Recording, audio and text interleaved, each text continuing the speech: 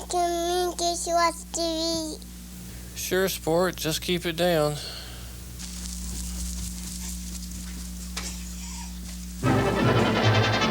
Guess who?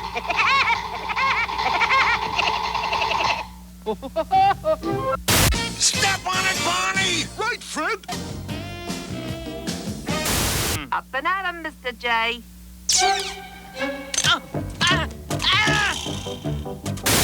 Fishing hole, normally seen at this time, will not be seen today due to this special Speed World presentation.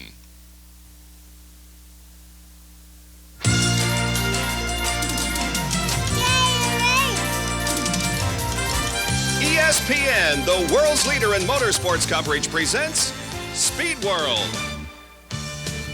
About 4 miles from the world's most famous beach, Daytona Beach, Florida, lies the world center of racing, Daytona International Speedway, and that's where we are this beautiful Saturday morning.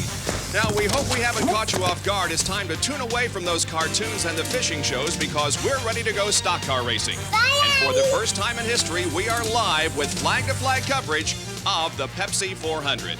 Good morning, everyone. I'm Bob Jenkins, and welcome to Daytona. Now, it's been a while since we televised a Winston Cup race here on ESPN, and since then, the point standings have really changed.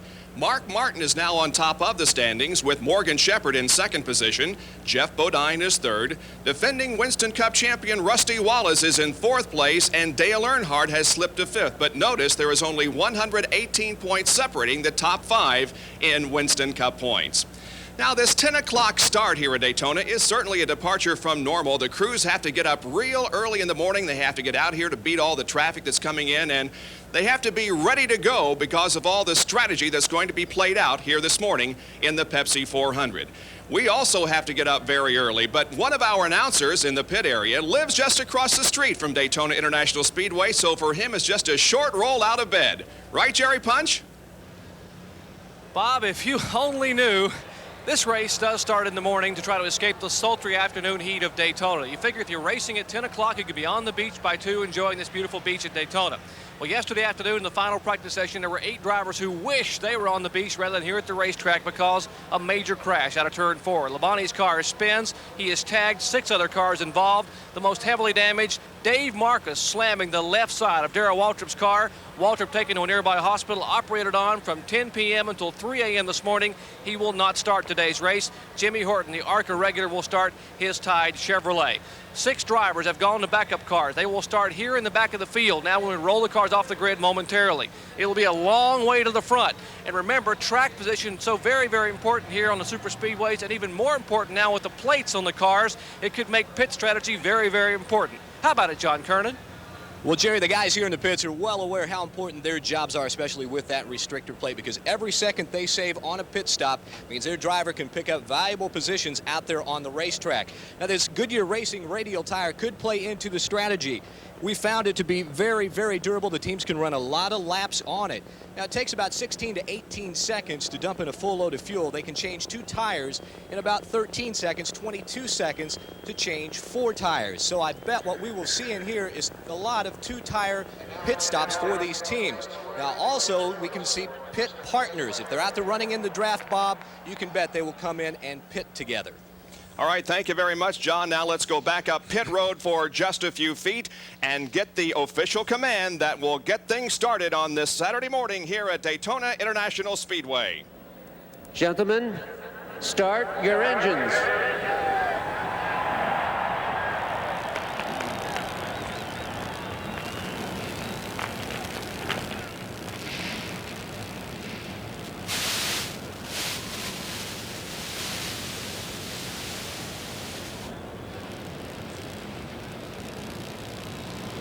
The drivers set to go into the Pepsi 400 here at Daytona. There is Jimmy Horton, who will be starting the car normally driven by Darryl Waltrip. There will be a total of 6 drivers that will drop back to the back of the field before we get the green flag. Now here's Ned Jarrett. Bob, with the dominance that Dale Earnhardt displayed here in the Daytona 500, he has to be the favorite, along with Greg Sachs, who hooked up with Earnhardt at Talladega, and they were able to pull away from the field. They did everything together. They pitted together. drafted together, and that did allow them to pull away from the field. And then you add Kenny Schrader in there, who was very strong also here in the Daytona 500, as well as at Talladega, until the engine blew in his Chevrolet in both events. Now, maybe this being a 400-mile race, he might be able to go there until the end. But look for those 3 Chevrolets to be very strong. But Benny Parsons, there's another guy that's running awfully strong here today, and he's a sentimental favorite. Ned, I'm a little bit worried. Why? Well, I was here in February when Richard Petty passed Darryl Waltrip. Folks, the crowd lit up. And then he passed Ken Schrader to lead the qualifying race. They almost tore the grandstands down. I was down in the infield in February. Now I'm up on top of the grandstands. Might be a little nerve-wracking when all these fans start clapping if Richard Petty should take the lead. Well, I'll tell you, it won't surprise me if he does take the lead. He might have his best shot at winning here today that he's had in a long, long time. All right, thank you, guys. And another veteran to watch here this morning will be A.J. Foyt. He had a very good qualifying performance and will start 19th in this morning's Pepsi 400 live from Daytona International Speedway. Road in just a moment will be underway with the Pepsi 400. Stay with us.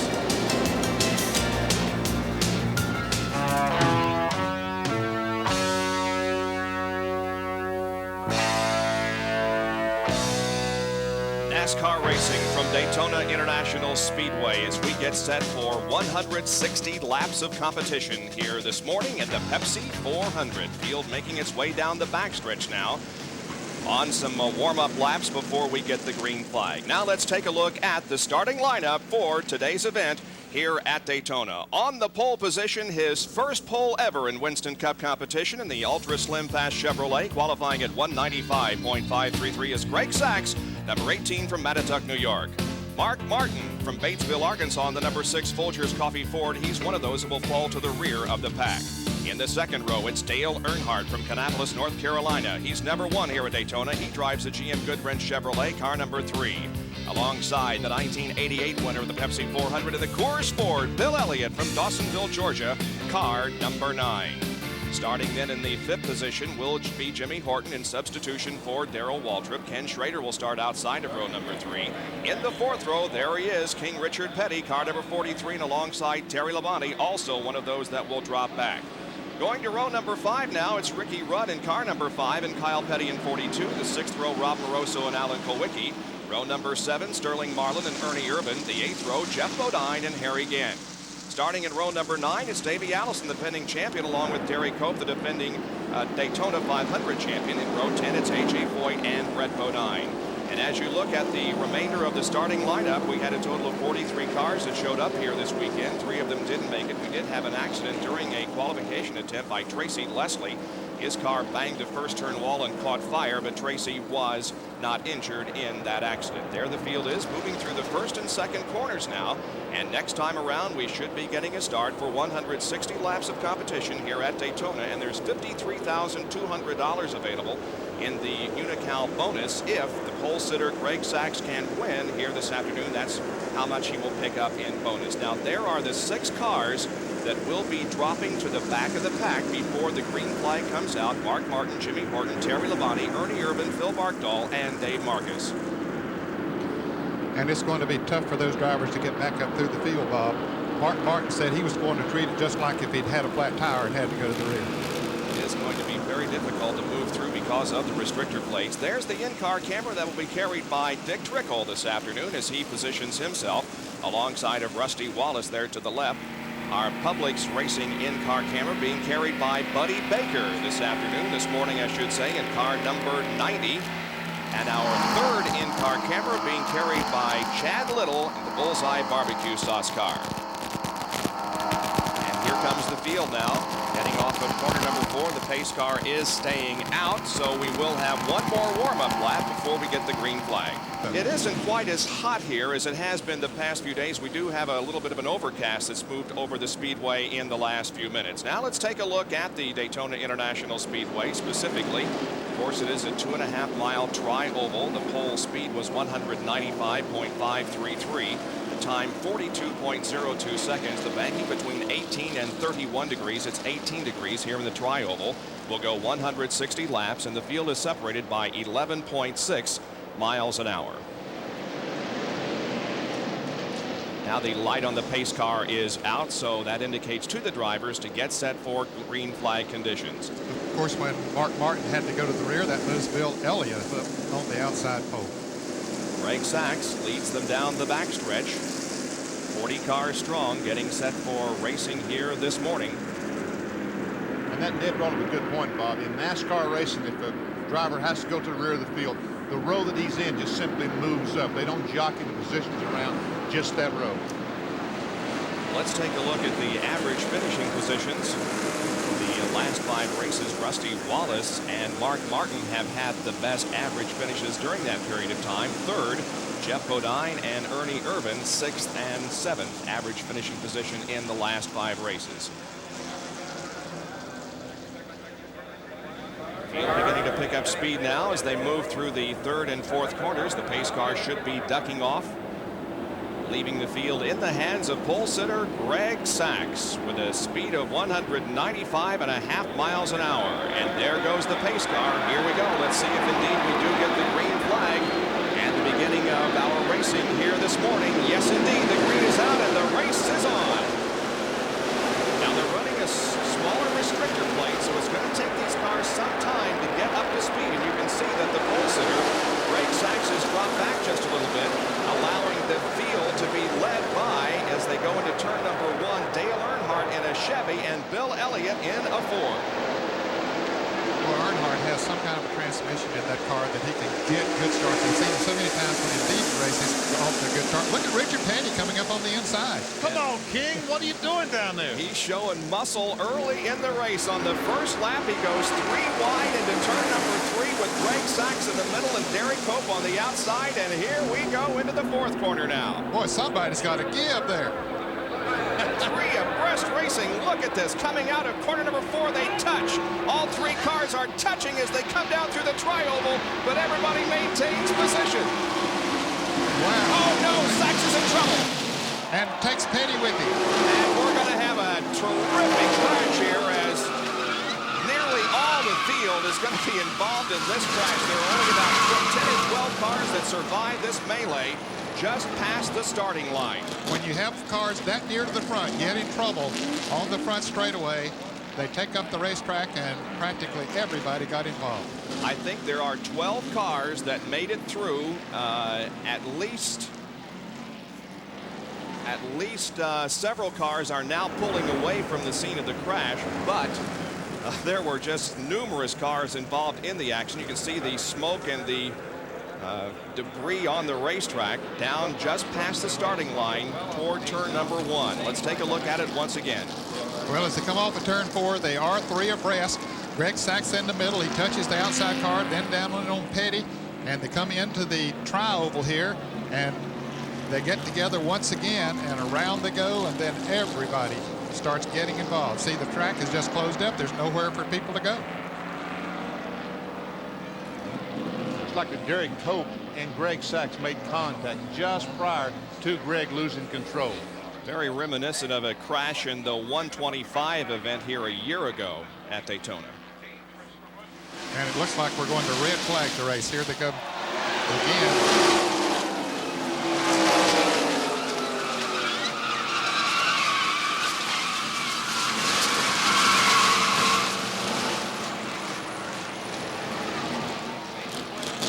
The red flag has been displayed on the racetrack. The cars are being told to stop near the exit of pit road. And as they go by, Darryl Waltrip's car, driven by Jimmy Horton, has some damage to the right side, so he did not get through the accident unscathed. Mark Martin's car is also damaged. He, of course, was one of those who started in the back as a result of yesterday's crash. And there is Darryl Waltrip's car being driven by Jimmy Horton. As you can see, the damage on the right side of it. Several cars able to make it around now to the pit area. But on the other hand, there are numerous cars down toward turn number 1 that may not be able to restart this Pepsi 400. We are under red flag conditions here on the first lap because of an accident that took out, well, probably around 15 to 20 cars involved in the accident just past the starting line. So the Pepsi 400 here at Daytona International Speedway off to a very bad start here. We'll be back with more right after this.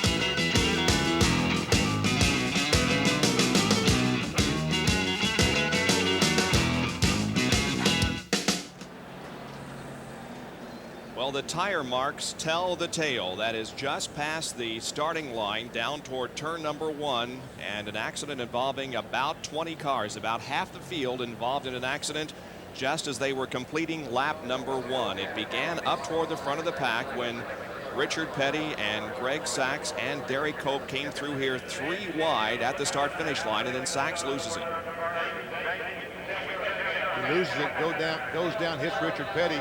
Richard loses control, and basically the racetrack gets blocked, and these fellows have nowhere to go. Buddy Baker sliding into a couple of cars there, Davey Allison and Jeff Bodine. Looks like Morgan Shepherd with some damage. Here's a shot from the in car.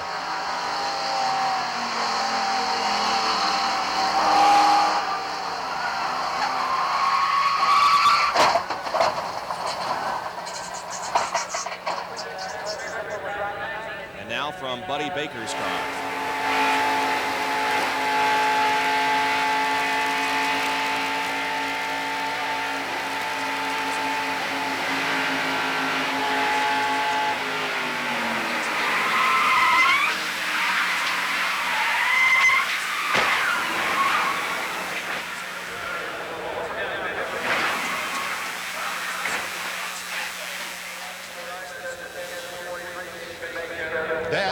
Unbelievable. That hurts here. Let's go down to Jerry Punch, who's standing with a group of drivers. The drivers are walking away. Thankfully, the cars are being pulled by as mangled matches here. Rick Wilson stands beside us here. Rick, first of all, are you okay? Yeah, I'm okay, but the Food Line dinner bells and bills tore it pretty bad. You know, it just got blocked. You know, some cars up front got to beating and bang, or somebody hit somebody and got them sideways, and time I got there and tried to get woed up, it was completely blocked, and then people from behind running into you. So it was a big mess, but I think everybody's okay, so that's a wonder right there. Hut Strickland, your car took a heck of a lick. It was almost cut in half down there. Well, you know, it's one of them deals here. The racetrack got blocked in front of you. You know, it's just no place to go. You know, we feel like we had a good shot in Ray Besse's Buick, and just, you know, as it turned out, it wasn't our day.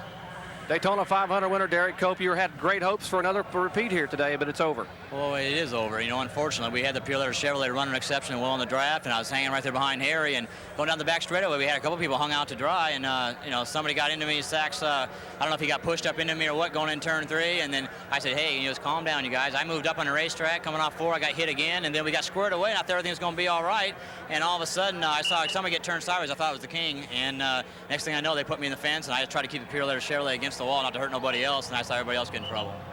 Well, Darryl Cope's side of it. Ernie Irvin has walked by, as has Morgan Shepherd. Let's check and see how the pole sitter's car, Greg Sachs, is doing up where John Kernan is. John? I'm with Gary Dehart, the crew chief on Greg Sachs' car, and it's looking pretty bad right now from what Greg said on the radio to you. Yeah, he said they had to put it on a hook and bring it in. It's probably tore it pretty bad. What we saw right here, I could only seen sheet metal damage, but he said the car is pretty messed out. You'll bring it in, though, and try and get it back out. We're going to bring it in and look at it and see what it looks like. Yeah, if we can get back out, we'll get back out for our sponsors. Greg's okay. He's walking back up the track, so he's okay. I know you had a lot of high hopes today. A very disappointing way to finish it, especially this early in the race. Yeah, we've had some good luck this week. We've ran good, and they say that's the way it goes. When your luck just piles up on you, it gets you once in a while. So we'll be back. Maybe we'll get to go to Pocono and run good up there. Thank you, Gary. I know a lot of people expected Greg Sachs to run away with the race, but unfortunately for the Ultra Slim Fast team, Bob, they're going to have to spend some time behind the wall and will not be a factor. Well, a lot of drivers and fans are disappointed. There you can see Buddy Baker and Ernie Irvin and Jeff Bodine, and there is the King. And we talked about how this probably was his best chance of winning in a long, long time. But you can see that the car is badly damaged, and King Richard Petty is riding back to his pit area. Now let's take a look at the top 20 as they cross the line after 2 laps, and the red flag came out. Dale Earnhardt, the leader, followed by Bill Elliott, Ken Schrader, Kyle Petty, and Alan Kulwicki. Running in 6th is Harry Gant, then Sterling Marlin, Davey Allison, Bobby Hillen, and Dale Jarrett. In 11th through 15th, Jimmy Means, Ricky Rudd, Jimmy Horton, Jimmy Spencer, and Butch Miller. And then 16 through 20, Mark Martin, Phil Duffy, Terry Labonte, Phil Barkdahl, and Dave Marcus.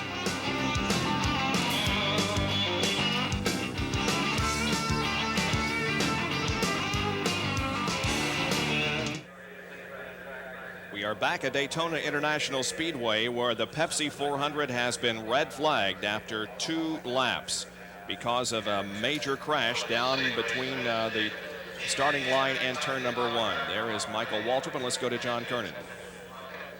Michael is sitting here in the pits. Normally they would be working on the car, but because it's red flag, they can't work on it, so you just got to sit here and think about what happened. It looks like a wild ride for a lot of people out there.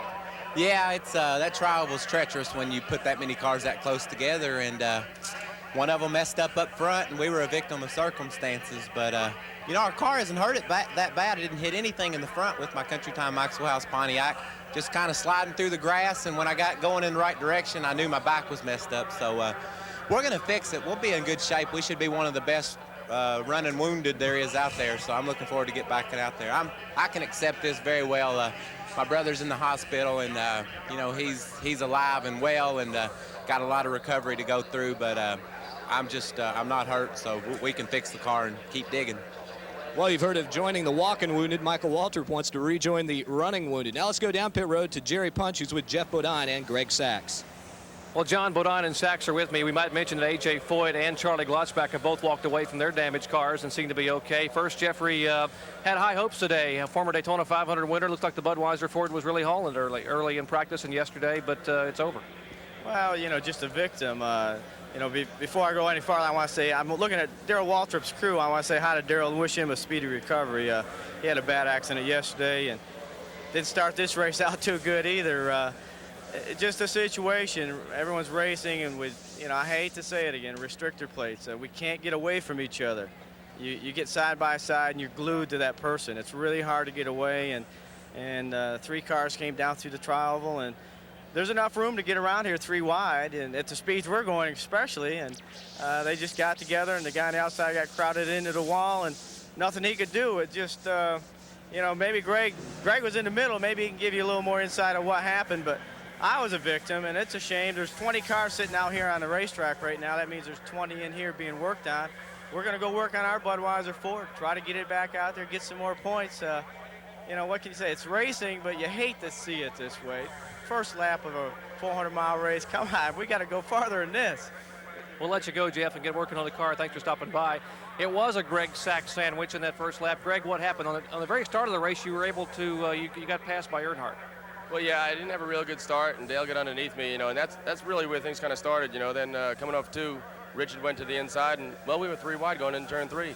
I don't know if Richard knew that Derek was on the outside or not, but we went into turn 3 wide, and we're coming all the way around the turn, and, you know, I was in the middle there, and Derek was out there. We touched a little bit. Richard come up, and coming off of turn 4, it was the same way, 3 wide, and I don't know, there was plenty of room. I don't know why we couldn't keep going. If Richard got a little loose coming through the trial or whatnot, I don't really know, but before you know it, we got to turn around, and Derek was in the wall, and the whole melee started. It's just a darn shame, you know, that early in a race. Well, the Slim Fest team was really looking for great things today. We felt like we could bring this thing home. You know, we've had the best car in practice, and time trials, you know, kind of proved that, and we really thought we'd get the job done today. It just didn't turn out that way. Greg Sachs, who had a great run here back in February in the Clash, and of course at Talladega. Greg, you can rebuild race cars, you can't rebuild drivers, and thankfully the drivers are okay. Bob? All right, thank you very much, Jerry. And there are several cars in the pit area, including Dick Trickle, whose Trop Arctic Pontiac was involved somewhat in the crash. And we have, again, a replay from his in-car camera. This is how it looked to Dick Trickle.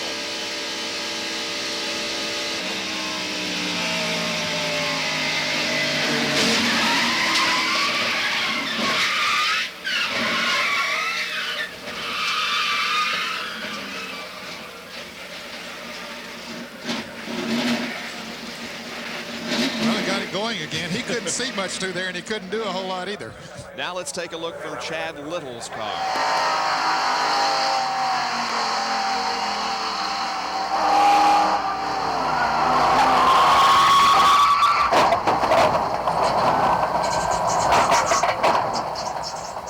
Well, you can see him turning that steering wheel, trying to get it headed in the direction he wants it to go, but it's going to go where it wants to go.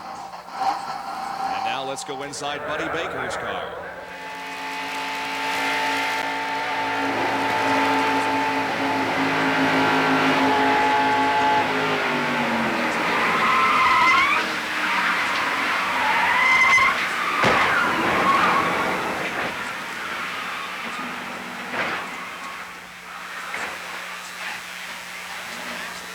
Man, that hurts sitting here. Buddy hit 3 or 4 cars, didn't he? You know, and Jeff Bodine said something about the cars not being able to get away from each other. And when we look from Buddy Baker's in-car camera, we can see what he was talking about. Just the cars are 2, 3 abreast. And folks, they are running 195 miles an hour, probably at that point of the racetrack. 195. It looks like 60 or 70, but believe me, you can look at the damage on the race cars and realize that there is some speed. We're talking 190 miles per hour, and they're just side by side, bumper to bumper, and not able to get away from each other. Unbelievable. Those of you who have seen the movie Days of Thunder know that Cole Trickle had to drive through a melee with his vision blurred and the smoke obscuring his vision, and that's exactly what happens in a crash like that, as you could see from our 3 in-car cameras as they try to pick their way through that multi-car tangle in the tri-oval between the start-finish line and turn number 1. Back at Daytona with more after this. There's Jeff Bodine's car as it's hauled back to the pit area. The Budweiser car badly damaged. Now, well, Richard, we've already heard from some of the other guys. What's your version of what happened out there? Well, I don't know. All I know is I was running around there in the inside groove going through the dog leg, and all of a sudden somebody hit me on the right rear and spun me back across in front of everybody, and it, you know, up against the wall on the left side, and it just ground itself out down the straightaway. Then, you know, then they went every which way. But nobody ever come on down that far. They got in a wreck before they got far enough for me, and I didn't stop the car. I wanted to get on out of the wreck. And what happened, I don't know. I just know that I got hit on the right rear and spun the wrong way on super speedway, and that's kind of bad. You know, they're working on the car. You're going to try and get it back out. Well, I don't know. We just got it in the garage area here, and we're going to have to look at it and see how bad it is. But don't look too good right now. Well, guys, Richard Petty was expected to have a good run today, and unfortunate circumstances have taken him out of the race. but there's that smile that we talked about. King Richard still managing a smile even though he was involved in this incident. And he said it exactly right. I don't think Richard Petty did anything wrong. Let's look at it as he comes out through. He's on the inside in the blue and red car. Greg Sachs in the middle. Now, he does get into Greg Sachs there, knocks Sachs up into Derek Cope. But see, they get straightened out. Sterling Marlin almost had a notion to make it 4 abreast. But then, see, he's way down on the inside. Cope comes down a little bit on Greg Sachs, and they get together, and that's where it all starts. And then, see, Greg Sachs goes down in and does exactly what Richard Petty said. Somebody hooked me in the right rear quarter panel and sent him spinning. And Sterling Marlin is the guy who was fortunate because he got touched in the right rear, but was able to save the car and go straight ahead. Right. Some flame coming from a car there. I believe that was the number 75 car, Rick Wilson. Saw a little bit of flame coming from it. Brett Bodine's car is damaged, and Jerry Punch is right there. Well, a number of cars have been damaged. We said in this accident there are at least a half a dozen or so cars on pit road. Dick Trickle, Mickey Gibbs is here, Rusty Wallace, and you're looking at Brett Bodine's car, the Quaker State Buick that's owned by Kenny Bernstein. The crew cannot work on the car during the red flag, and Brett is still sitting inside the car as they are waiting to get the okay from NASCAR to begin work. And Brett, first of all, the car heavily damaged. How bad is it? Well, right now, Jerry, it looks like we're going to have to cut both front fenders and the entire air dam off the Quaker State Buick to get it so it'll at least run. And you know, we're just going out there because we see 20 cars sitting on the racetrack. We got to get as many Winston Cup points as we can, and that's all we can hope for today. Now, given the carnage from some of these cars, you came out pretty lucky. Well, I actually got in the wreck after the fact. I was nearly clear of the wreck, and I think Ricky Rudd had run into me from behind and spun me, and that got me into the outside wall. Other than that, you know, we didn't really come in contact with any car. We just got spun after we cleared the wreck, and you know that's going to happen. It's smoke, and everybody can't see, and you know it's just a circumstance. I'm very thankful nobody's hurt in this wreck, and we'd like to say hi to Darryl and his family and hope that his fast recovery is soon and getting back here on the racetrack. Thank you, Brett. There is a close family here. Although some 20 drivers have been involved in a heavy crash, their thoughts turn to one of their colleagues who sits in a hospital nearby, Darryl Waltrip. You know, you're absolutely right. While most people and most drivers would be thinking about how they were involved in the incident if they were, but almost every driver we have talked to has wished Darryl Waltrip the best as he is in the hospital just across the street from Daytona. Look at the skid marks down there. There were some there from that accident 2 years ago, the Twin 125 crash, and others that we have had in that area of the racetrack, but they have sure added to it this morning. Well, they sure have. In fact, it almost looked like Jerry's young son had a blackboard and was scribbling all over it before he woke Jerry up this morning. I was thinking of a large bowl of black spaghetti thrown on the racetrack. Maybe Jerry's son was trying to draw a cartoon character down there on the tri-oval. Well, we are still under a red flag condition. However, it appears as if the track is being cleared quickly. We could be back to racing here in just a few moments.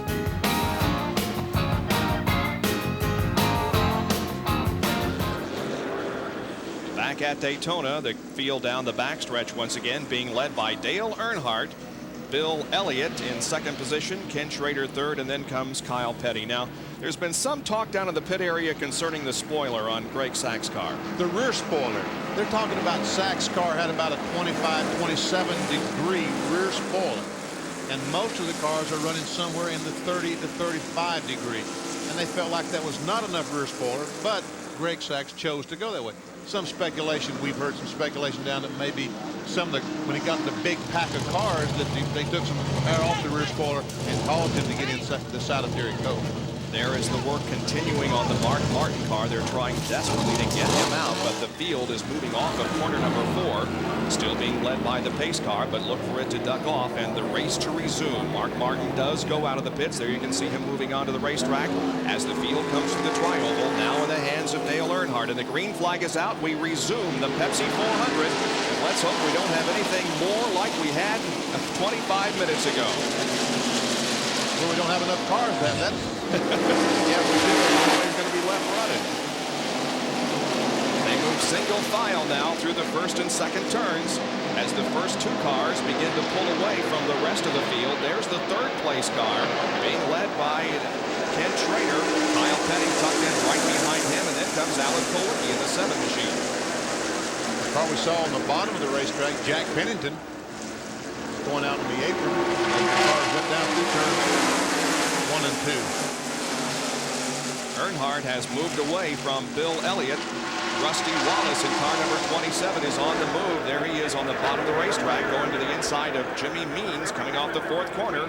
That's pretty impressive. He's able to pass with ease there. Now he is on the lead lap. He was able to make repairs to get out there before the pace car came around. So Rusty Wallace is on the lead lap. It didn't look like the aerodynamics of his car was bothered too much in that wreck. As Jared Punch said, he was one of the more fortunate ones. Dale Earnhardt with about a 1.5 car length advantage on Bill Elliott as the field goes off the second corner and down the backstretch once again. It's Earnhardt, Elliott, Schrader, and Kyle Petty. You know, I think these cars are just now getting up to top speed.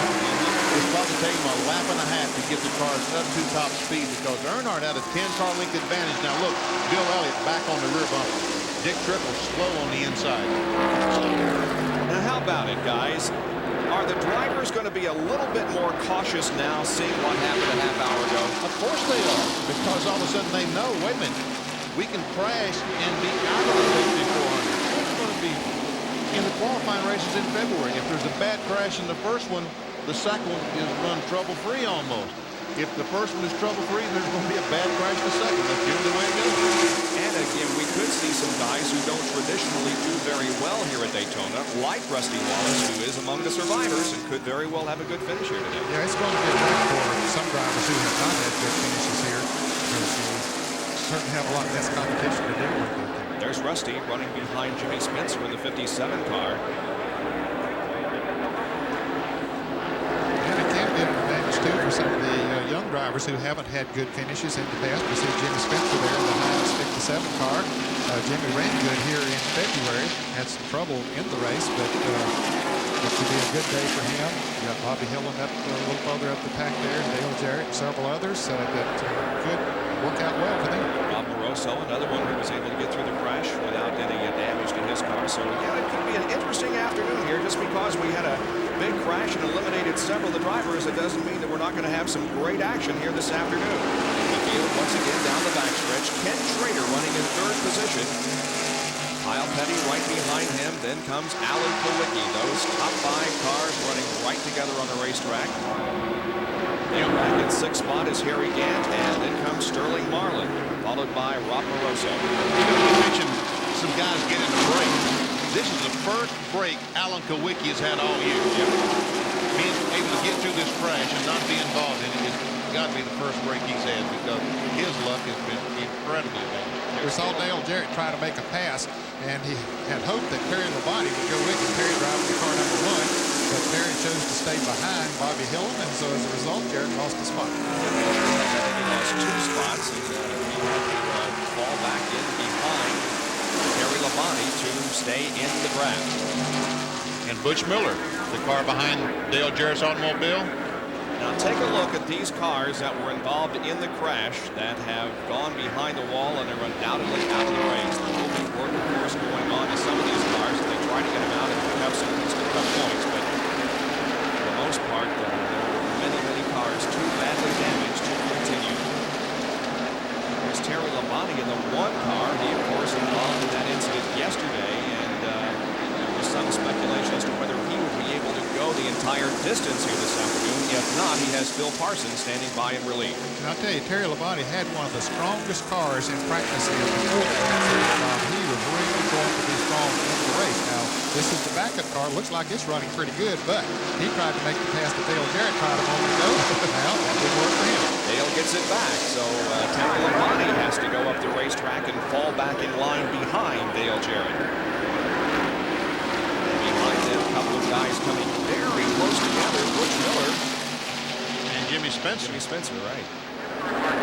Mark Martin is about to be lapped. There he is. The points leader goes a lap down. He came out. We saw him as the green flag was coming out. He was not too far in front of the leaders. Of course, they're drafting, so they're running faster. But also the damage to the front end of his Folgers Ford also is holding him back some. We'll see if he is able to run with them now that he's in the pack.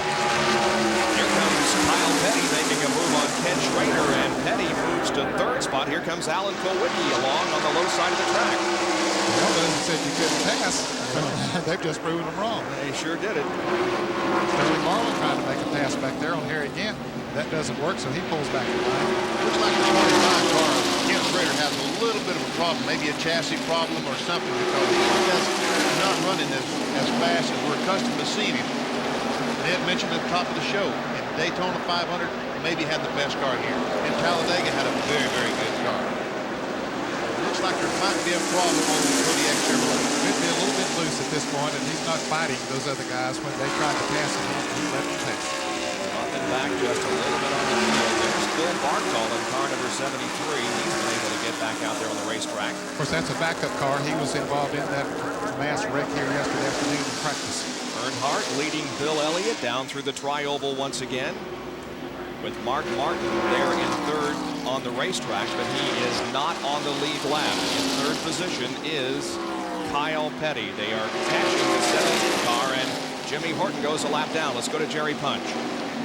The reason Jimmy Horton's car is not up to speed, although he had very minimal damage on the outside of the car, is that as you fellas in the booth, Benny and Ned, astutely determined on pit road, the rear end of the car, I checked with Jeff Hammond, has been pushed back about 2 inches on the right side. They did not have enough time to fix it here in the pits. They went green after 1 lap of racing action and 1 lap of caution here after cleaning the track. So when they get a pit stop, they will come in and try to rectify the problem with Jimmy Horton's car. Meanwhile, he has been lapped by Earnhardt and now goes 1 lap down. Let's go up pit road with John Turner. Well, Jerry, speculation has been that Ken Schrader's car might be just a little bit loose as he's starting to fall back. I just talked to Richard Broom, the crew chief on that car. He says there is no problem. In fact, he says it's not loose, that the car is just a little bit tight right now. So they will try and fix that on their first pit stop. So Ken Schrader has a little bit of a problem with that car, and they'll try to fix it on the first pit stop opportunity there. Schrader, who has dropped back to the 5th position. Dale Earnhardt continues to lead down the backstretch as Bill Elliott and Kyle Petty chase him. They lap the 30 car of Michael Waltrip. He's back out there after being involved in the first lap crash. Back with more from the Pepsi 400 after this.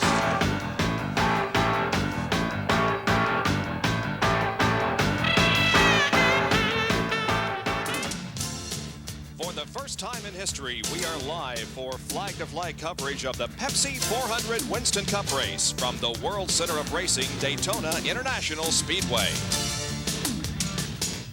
Sights and sounds around Daytona International Speedway. There's our leader, Dale Earnhardt, as he is pulling away from the rest of the field, separating himself from Bill Elliott and the others now by quite a bit, as it looks like he's got things hooked up again.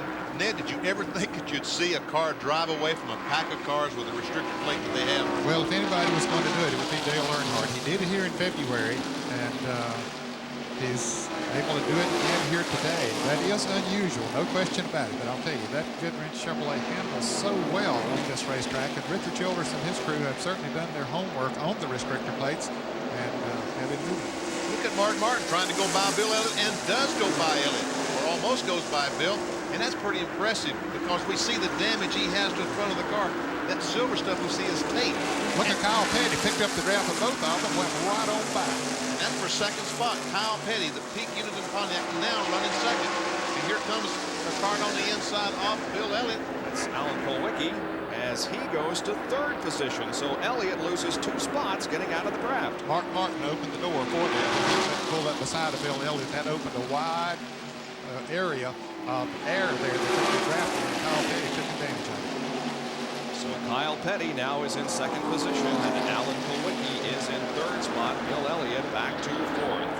Kyle Petty, the only driver to finish every race so far in the 1990 season. The halfway point, of course, is today. Bill Elliott is off the pace down the back straightaway. He has come back greatly here in the last half a lap. He's got the car on the bottom of the racetrack, and he's seeing a pit stop by Bill, maybe? Yeah, he is definitely off the pace, whether he's lost a cylinder or thinks he has a tire going down. If he thinks he has a tire going down, maybe either he coming in, or maybe it's just a little loose and he wants to get out of that pack of traffic, but he's dropping all the way to the back. He'll lose that draft if he isn't careful off that bridge.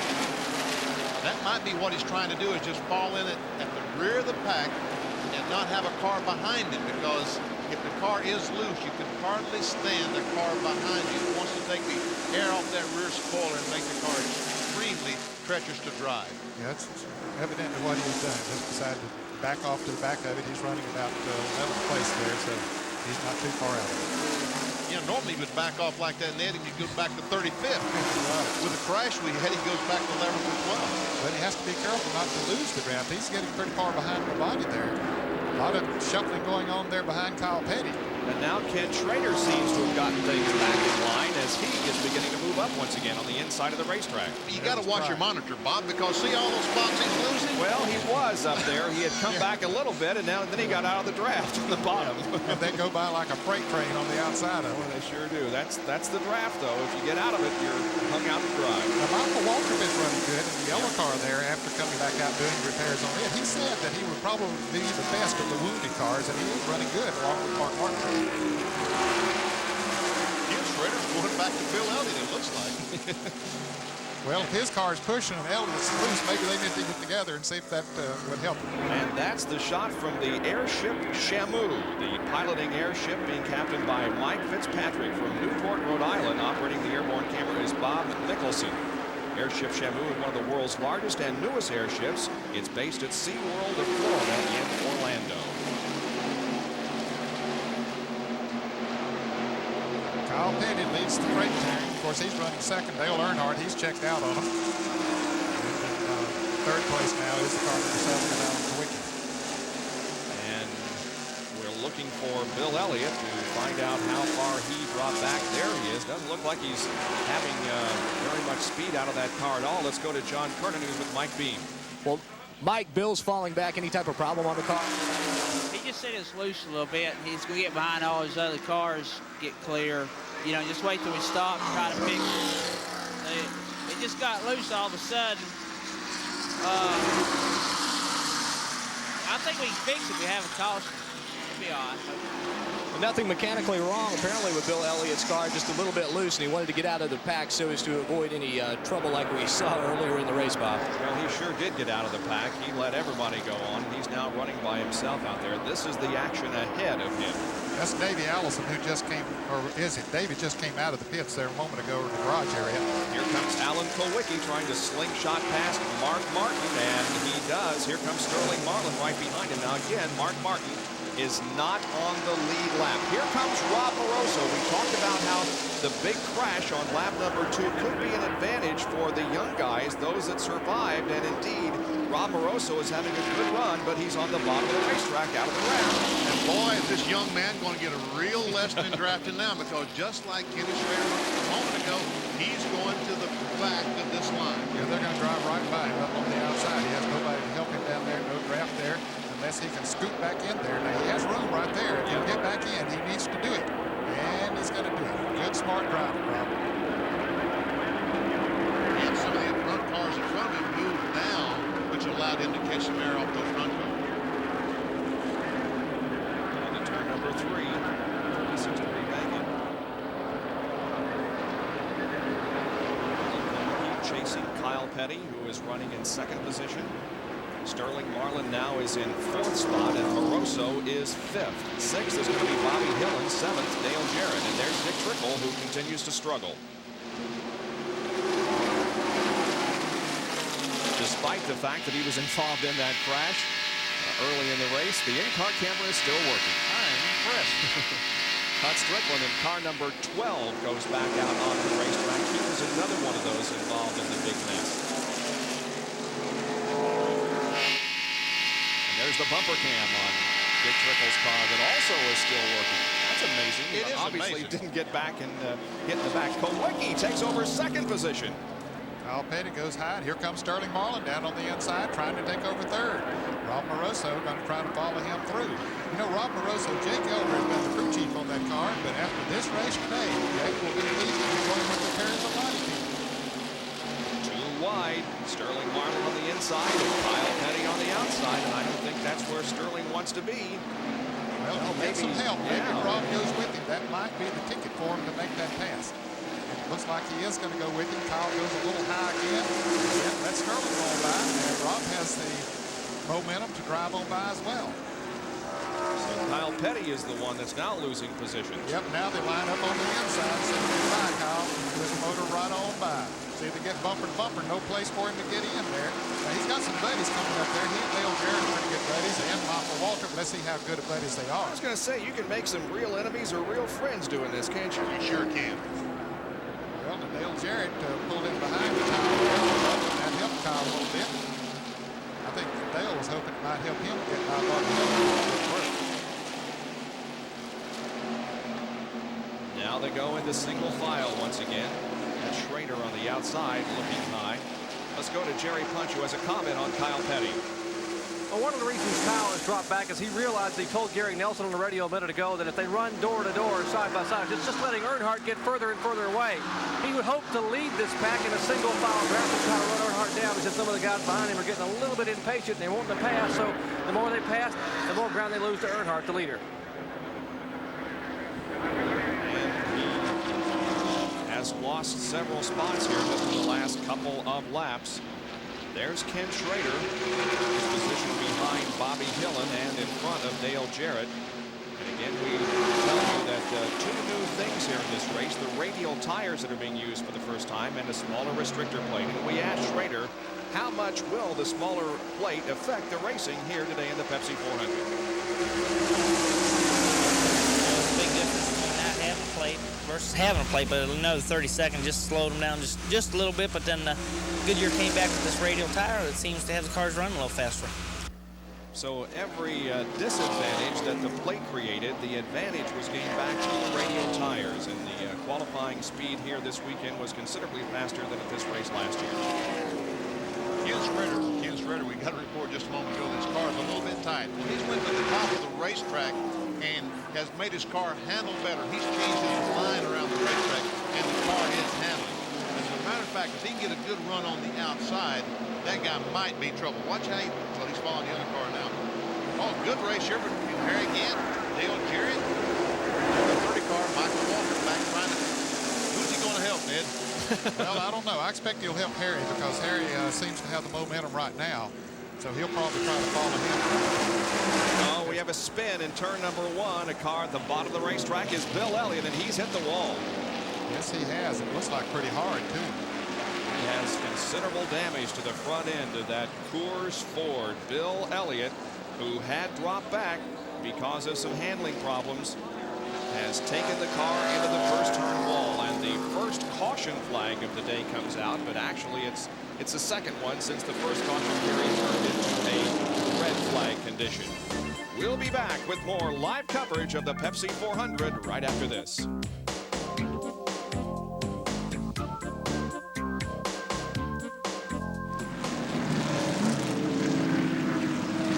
With the caution flag out, here are the pit stops. Let's go to Jerry Punch. Leader Dale Earnhardt getting work done on the Goodwrench Chevrolet. They have changed right side tires. David Smith comes right to the left side of the car. Will wheel the jack beneath the car. Let's check on the Schrader pit with John Kernan. Jerry, it's going to be a 4-tire change here in the Ken Schrader pit. They've already got the tires on, and Kenny is away. A pretty good pit stop for the Richard Broom led car. Tight action coming out of the pits. The car and the 42 car almost got to Kyle Petty was trying for that lead because he knew that if he didn't get it in the pits, he'd have trouble getting it on the racetrack, and he tried. Got the car sideways leaving the pits. And here's a replay. Watch at the bottom of your screen as Kyle comes out and Earnhardt comes out too. The 57 car of Spencer beat everybody.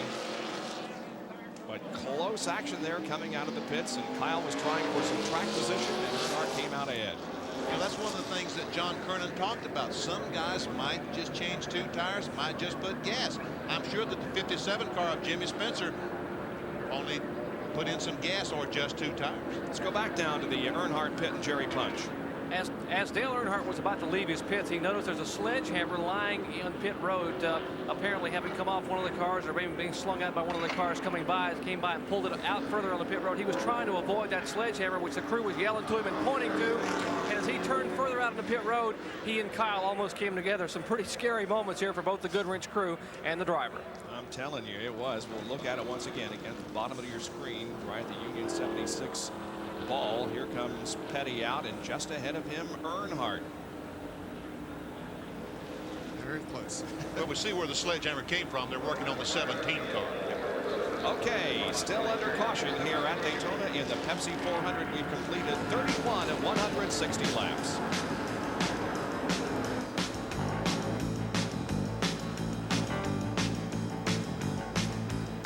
Bob Jenkins, Ned Jarrett, Benny Parsons, John Kernan, and Dr. Jerry Punch back at Daytona International Speedway. Let's go to John Kernan, who's with Bill Elliott. Well, Bill just had a long ambulance ride in. Bill, what happened out there? Right rear blew out. It evidently started going down, and I couldn't feel it. You know, the car got pretty loose, but it wasn't that bad. And then all of a sudden, I started in turn 1, the right rear blew. That's one of the problems, I guess, with that radial tire and the construction of it. Evidently, I'd never felt anything like it. You know, with a bi-ply tire, you can kind of feel it, but with that, I didn't. You know, the car got a little bit loose, but I just thought, well, maybe the car's just off a little bit, and I told him some things to do. When the caution was going to come out, I was going to ride around there a little bit longer and see what happened. And it didn't make it. But you're okay. I'm fine. Bill is okay, but his car is messed up pretty much. And we'll be back with more from Daytona, the Pepsi 400, right after this.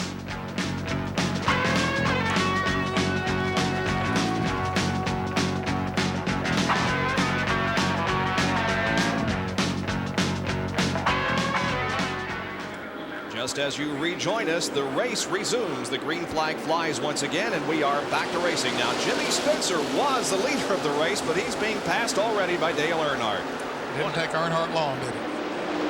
Did you see that car accelerate? Man, that Earnhardt, that Goodwrench Chevrolet is so fast. It really is. He has a lot of horsepower, but also he has a good transmission. The gear ratio in it is so he can really get good takeoffs. We saw him do that at the start of the race, and there on that restart, he did the same thing, just much superior to everybody else. I'm going to have to call and ask Junior that answer that question because he doesn't have any children. There's Kyle Petty trying to move around the Jimmy Spencer car, number 57. Spencer apparently, as you said, Benny, didn't change any tires. He just took on fuel, and that put him back up front. At least he didn't change any more than 2 tires, but I think it's working on him. Comes Kyle Petty. Look, Sterling Marlin on the inside of Alan Swicky trying to take that spot away. Wheelcrest Racing into the 3rd turn. Marlin on the back. Ooh, they touched. They did touch. Schrader's right behind them. He's saying, get me out of here.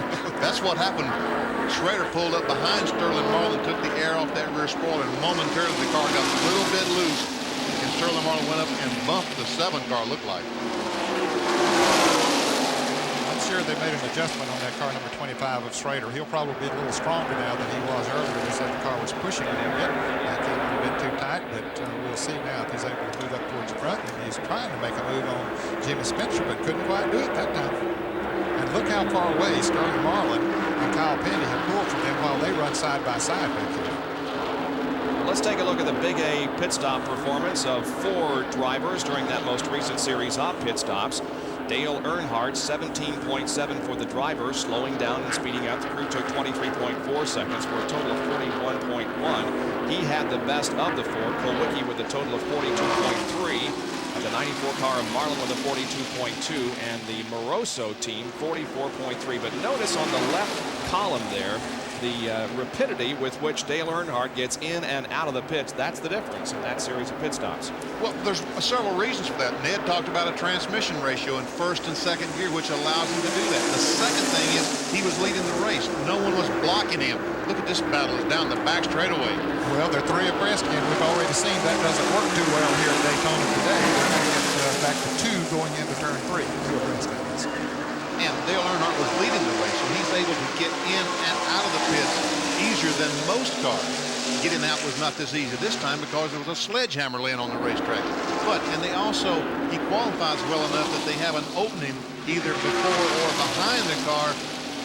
Again, getting in and out is easier because of the opening. That's some of the reasons that Earnhardt does so well making pit stops. And the reason you say he qualifies so well, if you qualify towards the front, you choose your pits according to the way that you qualify, except for the Winston Cup champion. He gets his first choice. Ooh, some contact there maybe between Harry Gant in 33 and Alan Kulwicki in number 7 as they come off the second turn. Yeah, and Alan Kulwicki's car is not running as good as it was earlier. He had moved up into second place before that caution.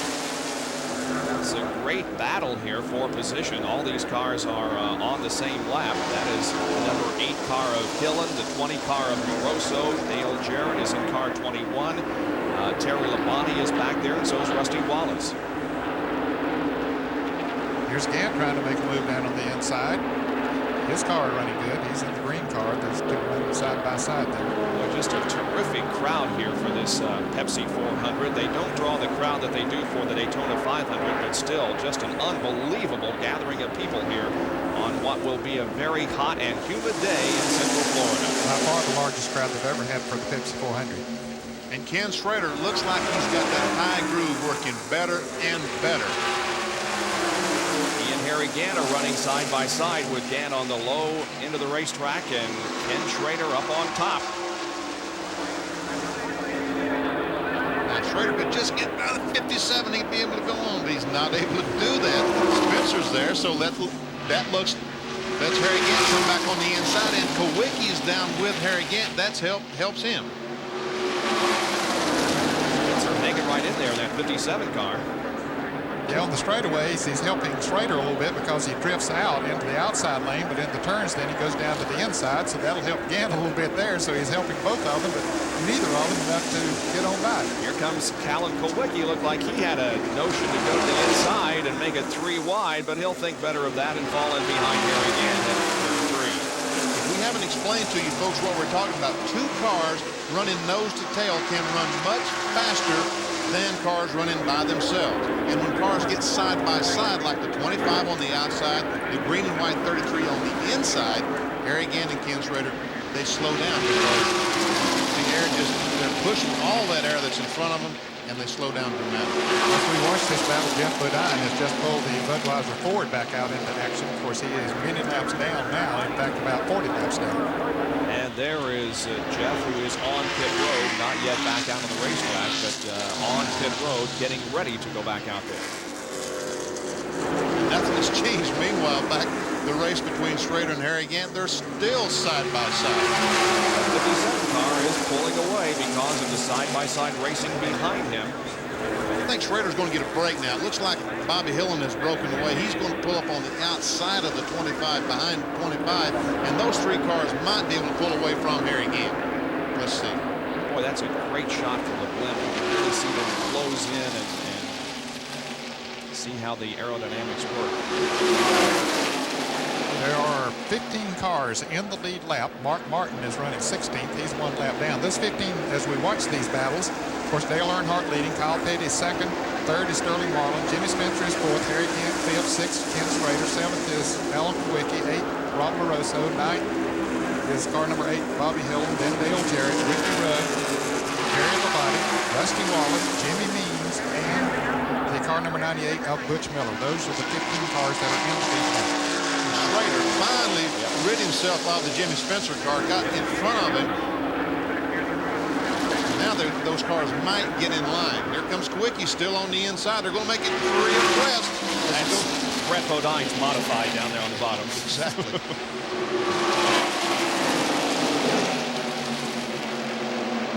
This pack of cars running considerably behind this pack of cars, which contains the front 3 runners. Now, Dale Earnhardt there, as you can see, is the leader on the left. Second place belongs to the 42 of Kyle Petty. The 6th car of Mark Martin is not on the lead lap. And then the 3rd place car of Sterling Marlin and then Michael Waltrip. Look at the 6th car. Now, how many hours and how much money did they spend in the wind tunnel to get that front end just right? Oh, 3 abreast here with Harry Gant, Bobby Hillin, and Jimmy Spencer. They survived that.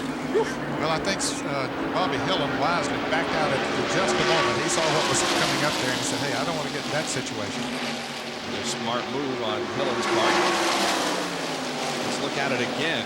Boy, this was close. Oof. Yes, it was. Just similar to the Greg Sachs deal there. Spencer going up almost into Bobby Hillin. You can see Hillin backed off just momentarily there and let him go by on the inside. Very smart move by Bobby Hillin.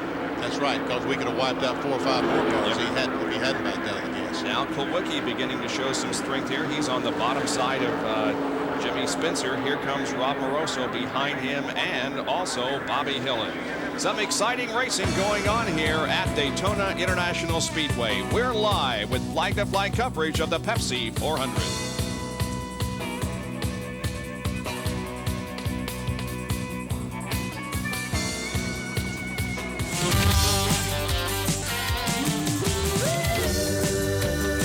Well, some sun and surf and some great racing in Central Florida. ESPN Speed World on hand today for the Pepsi 400 at Daytona International Speedway. There is the number 3 car driven by Dale Earnhardt as it continues to lead, and that is a shot from the airship Shamu, which looks like a large whale floating around in the air. It is 194 feet long, 60 feet high, and looks like SeaWorld Shamu the Killer Whale. It represents the SeaWorld family of theme parks in Florida, Texas, Ohio, and California. And it's giving us some great shots today overhead of Daytona International Speedway. Well, side by side again, here's Jimmy Spencer and Dale Jarrett with Bobby Hillin now choosing to go to the low side with Jarrett. That should help Jarrett make the pass. Ooh, man. 8 and 57. Hillin and Spencer almost made contact going down in the first corner. You know, while we're on break, Jerry Punch told us from the pits, Richard Childress has been clocking this 3 car, and guys, he can run faster by himself than he can towing that pack back there. Yep, and there are 3 cars in the pack behind him, 3 or 4 cars, and he's better off by himself out in the clean air than trying to tow this group of cars. So he just decided to pull it. That's right. The car is just phenomenally fast. Of course, it was that way in Daytona during the Daytona 500. But he didn't win it, and he certainly, although we're only a quarter of the way through this race here today, he certainly does not have this race in hand by any means. A lot can happen before we reach the 160-lap, 400-mile mark. Well, fans might wonder why we talk about normally that 2 cars or more can run faster running together than 1 car can by itself. But occasionally you get a car like Earnhardt's that's hooked up just right, chassis working perfect, a lot of horsepower under the hood, and the other cars slow him down. So he can just run faster out there by himself. Kyle Petty with a very strong race. He's running in 2nd spot. Mark Martin has been able to stay up with this lead pack, but he was involved in that crash in the 2nd lap of the race as they come down to complete lap number 1. So he is not on the lead lap, but staying up with the others. Falling back just a little bit, we find the 2nd pack of cars. There it is. Harry Gant now finds himself in 4th position, and Ken Schrader is in 5th. Wickley would be in 6th. Martin Rosso was 7th as they passed by the Tide Chevrolet and Jimmy Horton. I got to talk about that Tide Chevrolet just a little bit, guys. I mean, it's been since the mid-'70s that Darryl Waltrip was not in the Eastern Separation. DW, baby, it's just not like watching a race if you're not in here. You got to get back. He was to make his 500th start here today, 432nd consecutive start, which is the longest current record in Mexican Cup racing. Quite ironic that he was going for start number 500 and continuing the longest streak in racing, and by golly, it came to an end yesterday up in the 4th turn. Here's Rusty Wallace making an unscheduled pit stop. They go to work on the Miller Genuine Draft car, changing tires on the right side and putting some fuel in it. He was running in 13th place, Bob, before he came in, but he'll probably go a lap down. Jerry Punch is there. A concern possibly over a tire rupture. Remember, he was involved in that early lap melee down in turn 1. Car number 27, the defending Winston Cup champion, goes away, changing right side tires only. Quick stop since he just changed the 2 tires on the right side, and Rusty Wallace goes back out there. But we'll see Dale Earnhardt come up beside of him. He has to stay down below that white line. And here comes Earnhardt. Rusty will not be able to get his speed up. There he goes a lap down. Rusty goes a lap down. That means we now have 14 cars that are on the lead lap, as we have completed now 52 laps of the Pepsi 400. Here's Ernie Irvin going back into competition. Trying to get all the Winston Cup points he possibly can. And let's face it, if he goes out in front of 5 or 6 more cars, he'll get 15 other competitors. Also coming back out of the racetrack, Derek Cope in car number 10, Chad Little in number 19. So several of the cars that were involved in that incident early in the race have made enough repairs that enable them to get back out on the racetrack.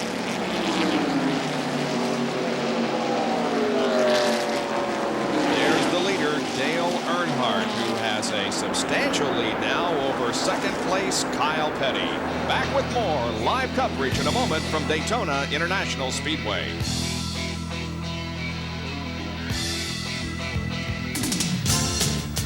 From Daytona International Speedway, the world center of racing, welcome back to our live coverage of the Pepsi 400, the halfway point of the 1990 Winston Cup season.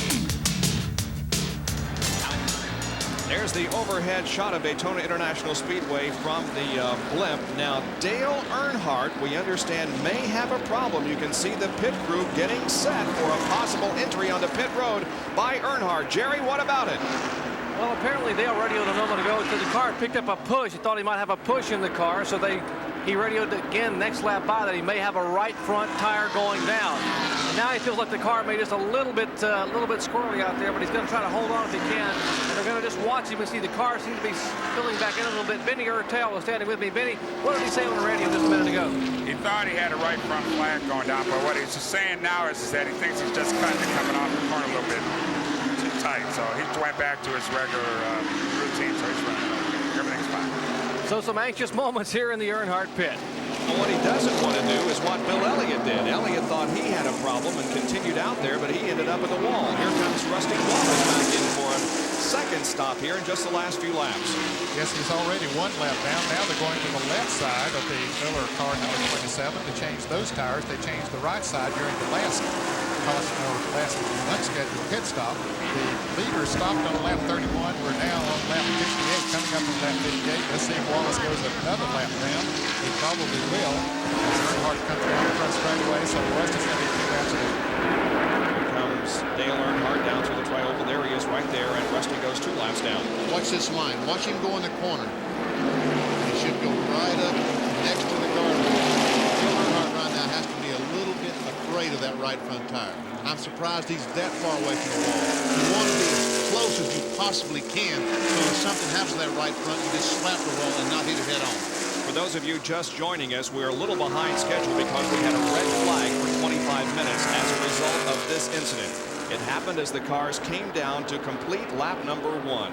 You see Greg Sachs in the middle in the yellow car get together with the 10 of Derek Cope. They collect Richard Petty, and all of a sudden the racetrack is completely blocked. And I don't know, there had to be 20, 25 cars in this accident. Several had to fall out of the race at that moment. Several others went behind the wall to make repairs. No drivers were injured in the incident. That's the good thing about it. No drivers were injured. Now, the number 10 car is back in the race, Derry Cope, and also the number 19 car is back. There's Cope, who's on pit road as they try to get him back in the race. And the number 19 car of Chad Little is also back in there. Hey, we may have 40 cars running here at the end of the race after all. What's the temperature? Well, it's way up there, isn't it? Yeah, it was 90 degrees when we saw it on the pace lap, but now he's up to about 120. Yeah, almost 120. Yep. The sunshine is beginning to peek through. We had an overcast when the race started, but now the sun is shining through, and as it does, the temperature and the humidity is going to heat up. We understand the 3 car is going to come in next time around. Jerry Punch will be there to call the pit stop as it occurs. Jerry, what information do you have? Well, there seems to be a lot of concern, as you talked a little bit. They saw what happened to Bill Elliott when Bill tried to stay out with a right rear tire going down. He couldn't feel it. The radial tires feel so good to the drivers, you really can't feel a tire when it's going down. Earlier in the week, Rusty Wallace came in and said, my car feels great. And he looked at the tires and he had an equalized tire. So Rusty didn't even know the tire had been equalized because the radials feel so smooth on the racetrack. That's what may be the problem with Dale Earnhardt. He may have equalized a right front tire. Earnhardt now making his way down pit road. Childress and Earnhardt have discussed it after 4 laps. They decided to make the call and be safe rather than sorry. Earnhardt, Goodrich Chevrolet, come to a halt. They whip the air wrench here in the air. Kurt Chevrolet will change the right front tire. They clean the windshield and check the left side tires. Brakes really smoking these people that really have been smoking that right front tire. Earnhardt's car down and away. 12.5 seconds, he heads back to turn 1. And Jerry, he should be able to get out and stay in the lead lap. He was far more out in front, and that good pit stop that they just made should allow him to stay in the lead because the lead cars now are coming into turn 3 and 4. Sterling Marlin now leading this race. A smart move by Earnhardt without question. And this puts Mark Martin back in the lead lap. Tail end of the lead lap. He's tail end of the lead. He's a fight. He'll be right back in this thing, and that Ford's running faster. So don't count our points leader out of this race despite some adversity early in the going. He's staying ahead of the leader of the race, Sterling Marlin, in car number 94. And back of Marlin, here's the pack of cars that includes Harry Gannon, number 33, and Schrader, number 25, as they battle for second spot.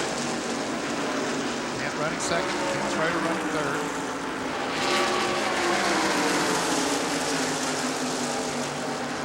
Schrader seems to be Kent just running along behind Harry Kent's Oldsmobile. Kulwicki back there in 4th position.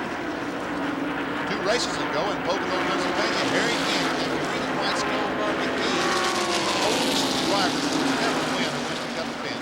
Harry Kent is 50 years old. Has really had an impressive going the last 2 outings. After the Pocono win, he finished 5th at Michigan, and here he is running in the second spot this morning. That's still morning, isn't it? Yes. Eastern time. That means morning better when we're watching this ball. The airship Shamu once again. Gant leading Ken Schrader into the 3rd turn.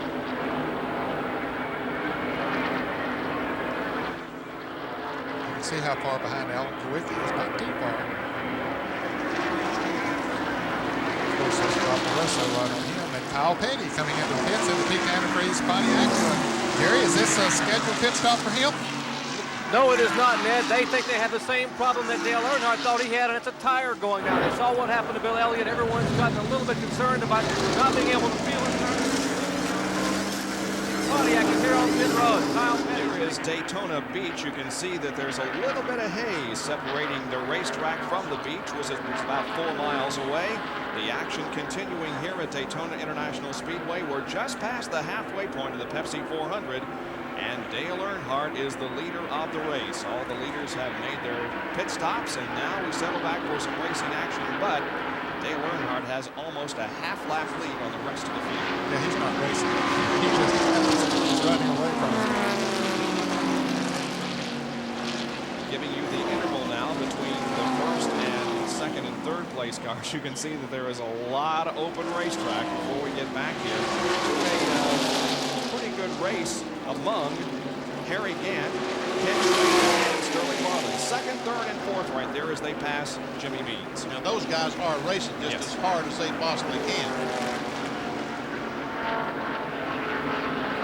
Ricky Rudd makes his pit stop. The number 5 Levi Garrett Chevrolet. He's among the last to make a pit stop at the halfway point. Tire change, and Ricky Rudd moves back out on the racetrack. It's pretty vacant right now. Rudd moves back up to speed.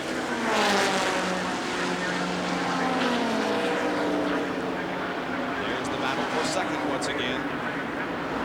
And leading Schrader and Marlin. Sterling Marlin 15th in the Winston Cup points, but it certainly doesn't reflect how well that car has performed sometimes during this year.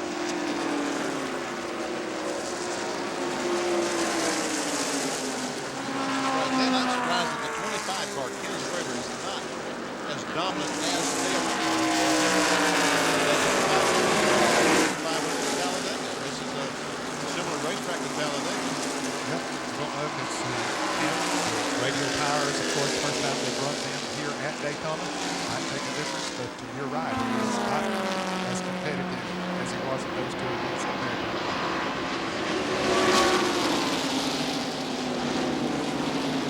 battle for second here.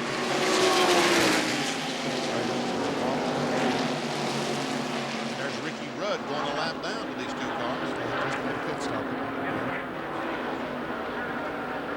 From this shot overhead in the airship chamber, we can really see the banking on the Daytona.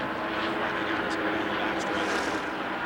31 degrees to banking at the Daytona International Speedway. And I think the trioval at the start finish line is about 18 degrees. So these guys do not have to lift off the throttle. They can wide open all the way around over this track.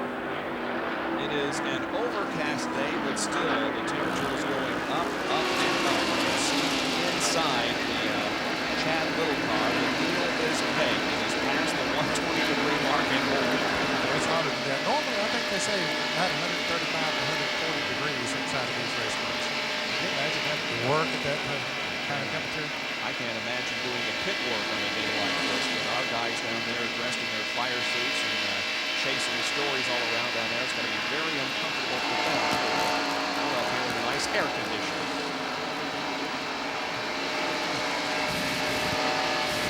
You see the bullseye on the dash of that car? That's a barbecue sauce.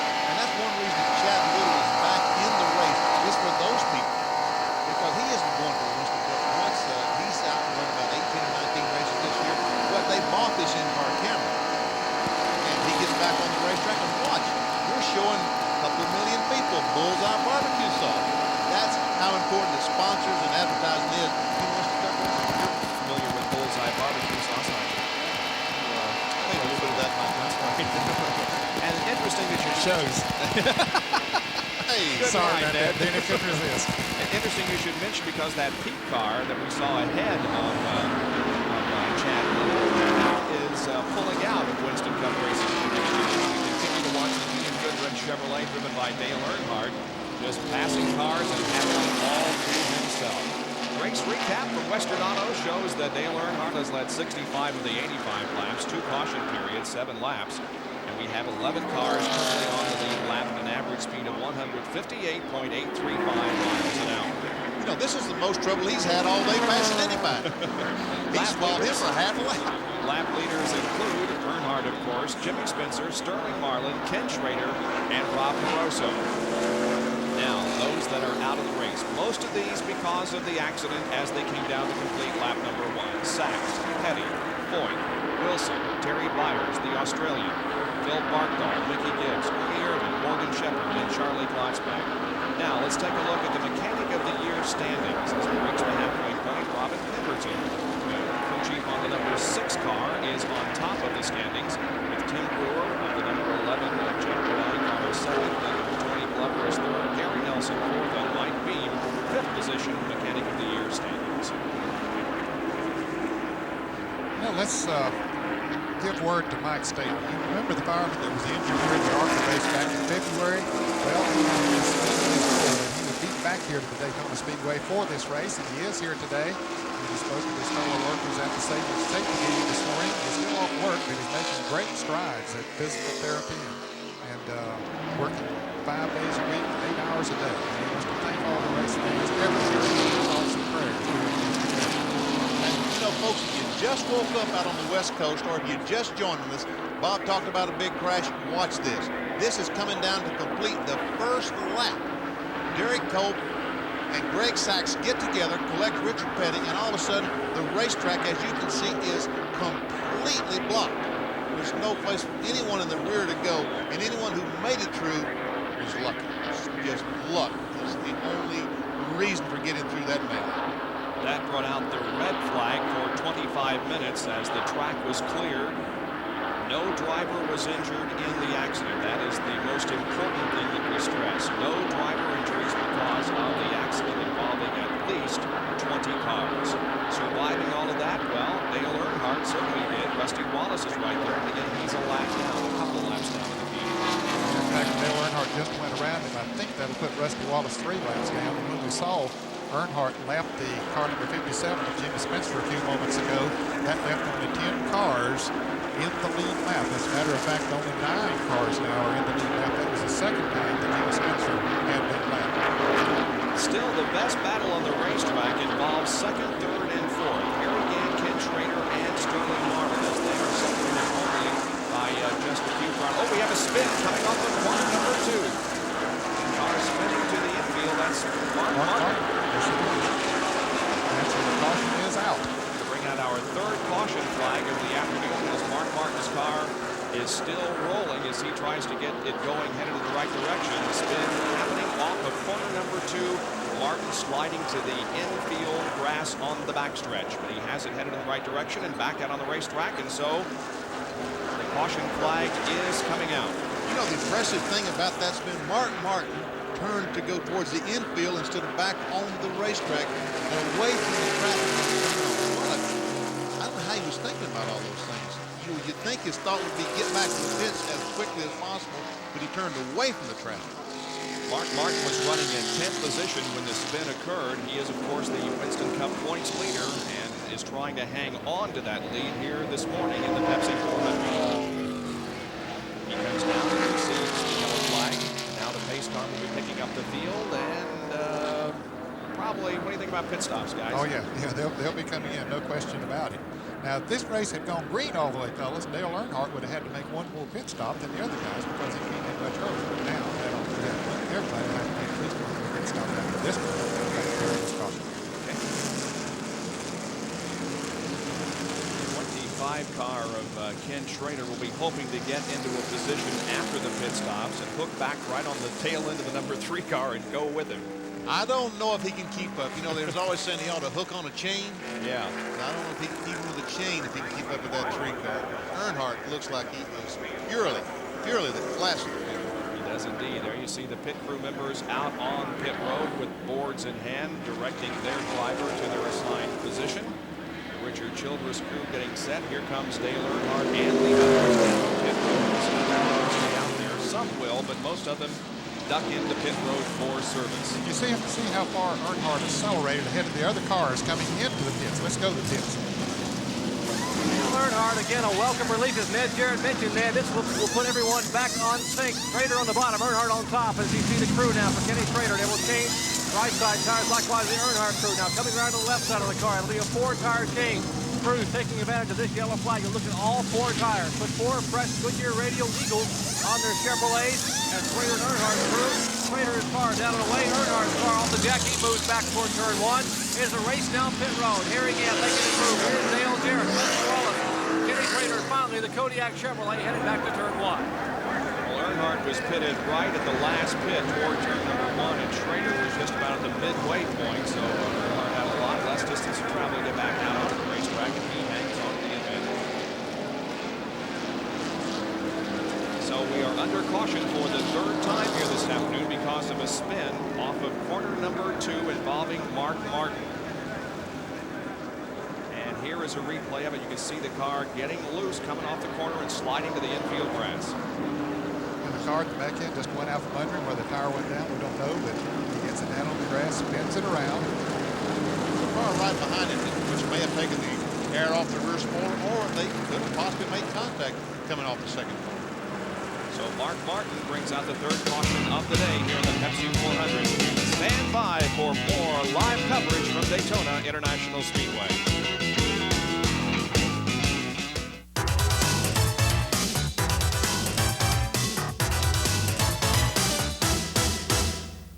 This track back is brought to you by Quaker State. The Big Q is one tough motor oil. For years, many of you race fans have heard us talk to crew chiefs and engine builders about engine performance. They tell us, well, on the dyno it showed us this, and in this run on the dyno it showed this. Well, many of you say, well, what's a dyno? Well, dyno is short for dynamometer. It's this monstrosity I'm standing beside here. Now, a dynamometer actually allows you to take an engine, this being the basic engine from a race car, a Winston Cup car, into a room away from the race car and hook it up to all sorts of sensoring wires. And we'll take, here's the carburetor. Air under atmospheric pressure with carefully measured temperature comes through the carburetor, and the engine is run by a technician. Everything is monitored, every single parameter. For example, here, exhaust gas temperatures are monitored from each individual header pipe.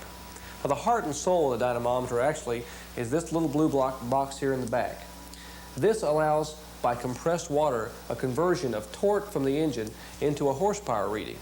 This interpretation then is channeled outside the room to a series of computers and gauges and printout devices. A technician will actually stand here at this panel, and as he runs the dynamometer, monitor every single parameter: volts, power torque conversions, RPM, airflow, all of which is fed into a computer display and then into a printout machine. So that's how a dynamometer works and the information you can get from it. Here are the top 10. It's Bobby Hillen, Dale Earnhardt, Harry Gant, Ken Schrader, and Alan Kulwicki. 6 through 10, Dale Jarrett, Sterling Marlin, Terry Labonte, Rob Moroso, and Kyle Petty. And we've completed 93 out of 160 laps here on the Pepsi 400 live from Daytona International Speedway. Jerry Punch did the piece on the dynamometer, and Jerry, I ran across a fella in the airport the other day, Ronnie Grayson, who makes steering boxes. And we talk about the restrictor plate and how important it is to find that last bit of horsepower. They dynoed last week in Charlotte the steering box. And he showed me a dyno sheet where he picked up 7 horsepower with a steering box. Turning the car, turning the steering wheel of the car back and forth because the steering pump mounts to the engine. He made a special steering box that gave 7 horsepower. As a matter of fact, he had one in a little brown box bringing Dale Earnhardt. It's probably on that 3 Goodwrench Chevrolet right now. 7 more horsepower. That's a lot. Just it is. Another reason that car is running so fast. Exactly. Here comes the field down for a restart once again. Bobby Hillen is leading him down. Dale Earnhardt running in second position. Let's see how things shake out. Earnhardt has been so strong on the restarts. Let's see if he has another good one here as the green comes out of lap number 96. Earnhardt will go to the inside. And Bobby Hillen at the end of the tri-oval headed to turn number 1, but he'll not make a pass on him. He has aspirations of doing it, but I can't imagine him not being able to pass anybody. Good racing going on behind. That's Ken Schrader on the outside along with Alan Kulwicki. Jimmy Spencer in the middle of the low car is Rusty Wallace. This is the longest Earnhardt followed anyone all day. But this is the first time he's had a Yep, and here he is passing. In turn number 3, Earnhardt goes low. The car sticking well on the bottom of the racetrack, and he goes to the front. I can't tell you how impressive that is, folks, because down on that white line at the bottom of this racetrack, there's this bumpy there. He went through there like it was an interstate highway that had just been built. So Earnhardt sets off once again. There he goes. Dale. Probably the last time we see him. We're going back for some action. I tell you, Bobby Hillen has had a long good run here today. Snickers Buick has had some exceptionally good pit stops. He has run in the top 10 all afternoon, or all morning, and this part of the afternoon. But the good pit stops have just been very impressive. I remember Bobby Hillen having a very good run here in the Daytona 500. As a matter of fact, we had his best finish of the season here, the 6th in February. Let's go down for a comment in the pit area. Covering pit stops down toward turn 1, I did not see Bobby Hillen pit, and I went up and asked Harry Howes, "Did you guys pit?" I said, "Were you just like you're eating ice cream cones?" He said, said, "No, Doc," he said, "we were so fast you didn't even see us come in. We came in and changed left side tires and gassed him and got him back out front." But Harry had a little lap because the old ice cream cone deal, which was in the movie, happened to Harry Hyde during one of his pit stops. And his driver at that time was a guy by the name of Benny Parsons. Who? And the worst part about it is they wouldn't give me an ice cream cone. Told you to stay out there while they were faster. Why is everyone going to have ice cream? Pam wouldn't give me a milkshake. Take a look at waistline there, Benny.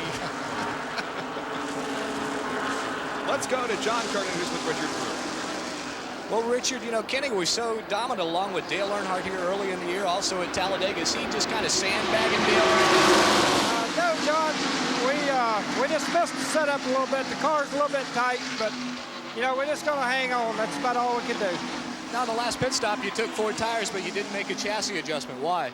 Well, in other words, the car needs a spring change. Might is not going to affect the car. Well, there you have it. Kenny Schrader, I guess, only hopes is if Dale Earnhardt, something happens to him, guys. Well, wait a minute, what's happening here? I thought Earnhardt would drive away, but he's not, Ned. No, he's not. That pack of cars is staying right with him this time. Every time we've seen him stay that close. Matter of fact, Bobby Hillin looks to the inside and maybe thinking about trying to pass him. Earnhardt stays in front. In comes Harry Gant, Ken Schrader, and Alan Kulwicki. Well, maybe they gave him the word and say, hey, if you pull too far away, you're not going to be on TV. You're not going to get that much sponsor exposure. So exposure on there from a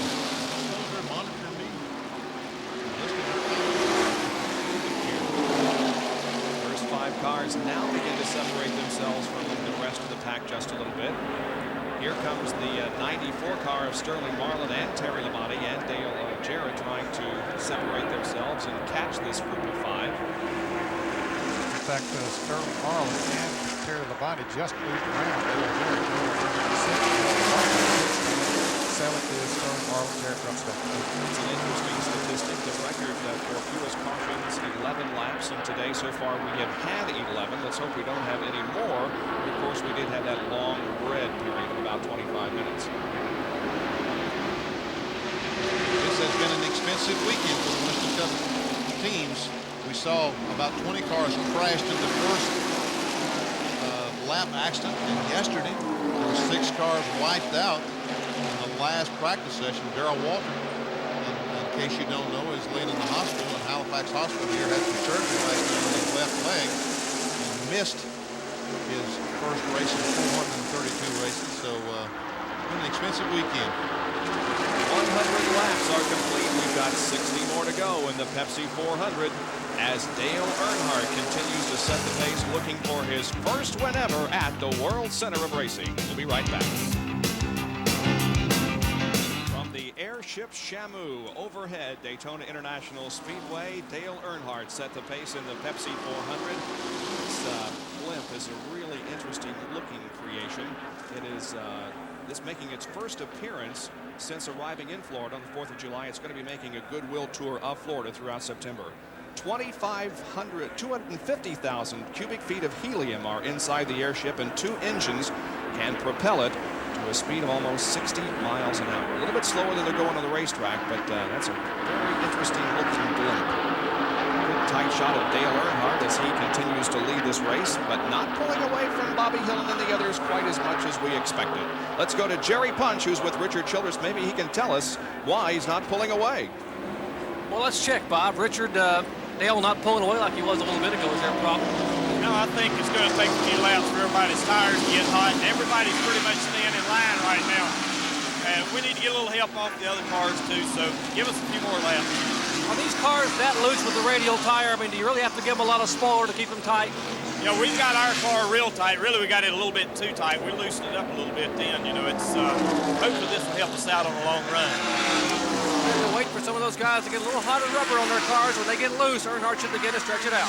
Well, he is just a little bit right now as he begins to separate himself from Bobby Hillin and the others just a little bit. Yep, I think it's beginning to happen, just like Richard Childress said it probably would. That car just, it's amazing once those tires do get a little heat in them that he's able to go where he wants to on the racetrack and pull away and even break the ground. While we watch the single file formation, the pole sitter is long gone in this race. He, of course, involved in that first lap accident, actually on the second lap, but Goodyear donating $1,000 in his name to the Winston Cup Racing Wives Auxiliary in the name of Greg Sachs, who sat on the pole today and was eligible for $53,200. Some contact there between Marlin and Kowicki. Looked like there was a little bit of contact. Sterling tried to make the pass coming off of turn 2 and got up into him just a little bit. I suspect the track's getting a little bit slick now, fellas. Maybe down on the inside, and if you get down there, lose traction a little bit. Well, the temperature has moved up to 91 degrees air temperature, plus the humidity that is present. So you can understand why the track may become just a little bit slick at this time of day. And that's one of the reasons why the officials here at Daytona run this race early in the morning so that they can avoid all the heat, not only for the competitors, but for the spectators. Now watch this, coming off of corner number 2. Looks like they made contact just a little bit. Sterling's right front and got into the left rear of Alan Kowicki, but he backed off and they were able to continue on without any major incident. It's incredible to me that these drivers can go out and touch at 180, 90 miles an hour. They turn the steering wheel, they bobble and continue. Well, you used to do it. Well, it didn't look nearly that bad inside the car. Here's a field rundown after 100 laps. We have 9 cars that are currently on the lead lap of the race. All in a single file formation behind the leader, Dale Earnhardt. Rob Moroso has dropped back. He lost the lead draft a little while ago, but he's still in the lead lap. Kyle Petty running a lap down. So is Mark Martin. And Ricky Rudd is 1 lap down. And Jimmy Means. Rusty Wallace is shown as 2 laps down in the field, as is Jimmy Spencer. Then 3 laps down is Jimmy Horton. And Michael Waltrip is 5 laps down. And most of these cars from here on back. Brett Bodine, for example, is 26 laps down, but he's running in 20th position. So that's going to help him a lot as far as those Winston Cup points we've been talking about, getting that car ready, getting back out on the track and make some laps. Jeff Bodine and Chad Little are cars that came back into the race after the incident. And Bill Elliott came back. I don't know if we ever mentioned that or not, but he's back in there running in 26th position. Good battle here. It's Kowicki and Sterling Marlin and Ken Schrader. Schrader holding on, though, to that 5th position. Make that 4th spot. And Bill Elliott was not involved in the first lap crash. He later blew a right rear tire and crashed by himself down in turn 1. But they have, as Ned mentioned, made some repairs to that Coors Ford, and he's back. Well, you know, we've been talking about how hot it is and the need for some liquid nourishment. We've also been talking about blimps. Ladies and gentlemen, we present now the Hat of the Week, and here is our own Benny Parsons. Boys, this Daytona weather hot, but I found a way to cool things off. Bury yourself under the nice, cool sand. But you know, folks, this really is a serious time of the year. July the 4th, 1776, 13 colonies declared themselves independent of England. Since then, a lot of folks have fought to keep this country independent. And I have received a lot of military hats in the 2 years I've been doing Hat of the Week. I thought this July the 4th, why not show some of the military hats? I've received more, but these are the names that I drew out of the pot. First of all, the one I'm wearing. Kenneth Henson, 501st Military Intelligence Brigade in Korea sent this hat. The Coast Guard hat comes from J.R. Douglas. This is the United States Marine Corps. It comes from William A. Davis. And the Air National Guard, Kerry Campbell III. The hat's going to Rantoul, Illinois. August the 4th and 5th, Ducks Unlimited is having a golf tournament. The hats are going to be used as an auction sale. I think it's time for some refreshment. See, Pam, this lady knows she brings me a milkshake. Thank you very much, Neva. Milkshake you wanted. Hey, Neva, wait a minute, Neva. Is that cruel or what? Ned, I had a real strong notion to leave him there over on the beach, but I thought better of it. Oh, boy, I tell you, what extremes he'll go to. Anything for the company. I love it. He does great. Earnhardt leads Bobby Hillen, who's staying right with him in the Pepsi 400 live from Daytona. We'll be back in a moment.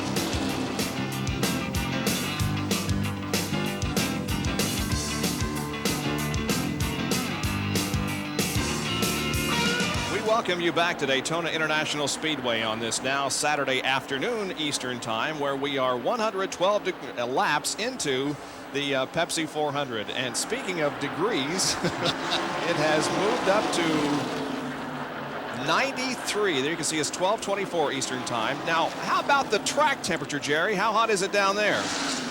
Well, down here in the pits, Bob, with no air circulating down where the racetrack is and where pit road is, I'm using a tire pyrometer here in the Earnhardt pit. It's showing it is 124 degrees down here with no air circulating, so we are definitely cooking here, as are the drivers and these radial tires on the racetrack. So it is awfully hot here at Daytona in July. And Here he is, Dick Trickle coming with him. Rusty's caught up high on the racetrack. And now let's go inside Dick Trickle's car and the helmet cam. Dick is currently running in 19th position. He's 9 laps down as a result of being involved in that first lap accident, but he's staying out there. And it would appear as if the helmet cam got locked a little bit off kilter when he was involved in that crash. Now watch this when he goes down in the corner. When he gets down in the corner, you can see just how little visibility he has going through the corner. You just can't see ahead of you that much. That track gets very narrow when they get down into the corner as well. But he's doing a good job of drafting on the car number 19 of Chad Little as they're able to pull away from Rusty Wallace once they made that pass. There's those bumps I was talking about. Look at how that car goes through those bumps. Earnhardt goes on the bottom of that racetrack like he's a limousine.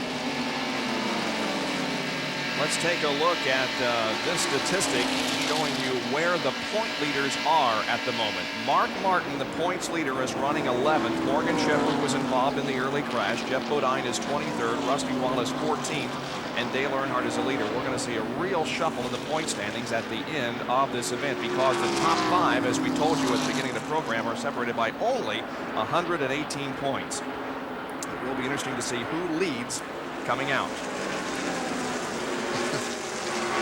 You really have to take your hats off to the crews that were able to get these cars back into the race. It is hot down there, and they did some extra duty today in getting the cars back out there.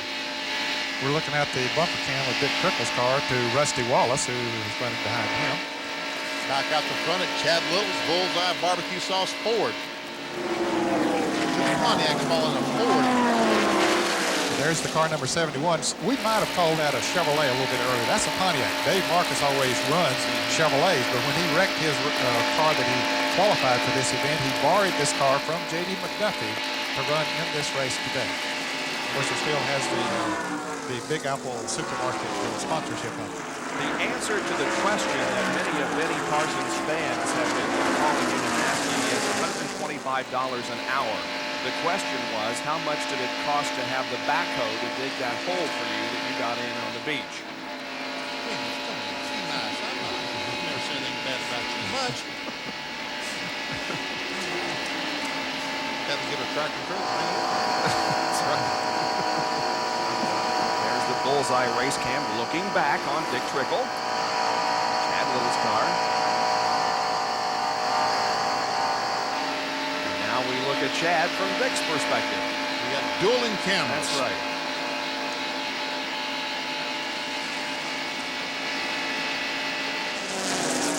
Let's look at Dale Earnhardt coming through traffic now. He's pulled away a little bit from Bobby Hill, and once he came up on this traffic, he passed Buddy Baker. Buddy back out there. Here he goes around the car number 12 with Hut Strickland, just moving on around with ease, fellas. But he does pick up some draft when he goes near those cars, Benny. And his car is handling well enough. He can run high, he can run low. Maybe Hillen is going to have to run at one prescribed place on the racetrack. Not so for Dale Earnhardt. He can run any place. And you can see he's picked up a pretty good lead over Bobby, although Bobby's coming through that traffic pretty good there and gets around it on the outside fairly well. He's passing the Darryl Waltrip car being driven by Jimmy Horton. And for those of you who are just joining us and did not hear Dr. Jerry Punch's medical report on Darryl earlier in the program, he did undergo 5 hours of surgery overnight, and he is still in Halifax Medical Center just across the street from Daytona International Speedway. Now, this is the incident yesterday that injured Darryl Waltrip. You notice his car is sitting in the middle of the racetrack after Terry Labonte and others have crashed. And here comes Dave Marcus out of control in the blue car, sliding through the wreckage, but he's going to hit Darryl Waltrip's car with tremendous force. And that is the impact that broke Darryl's left leg, also an elbow and a concussion. Now that was yesterday. This was today on the second lap. And Greg Sachs, the yellow car in the middle, gets loose, goes up. He went down, hit Richard Petty, goes up and hits the car number 10 of Derek Cope, and then everybody starts spinning. 20 cars, half of the field involved in this. That was as they came down to complete lap number 1 on the second lap, but no drivers were injured in that major accident at the start of today's Pepsi 400. We right now are 120 laps in. We've got 40 more to go as Dale Earnhardt sets the pace here at Daytona.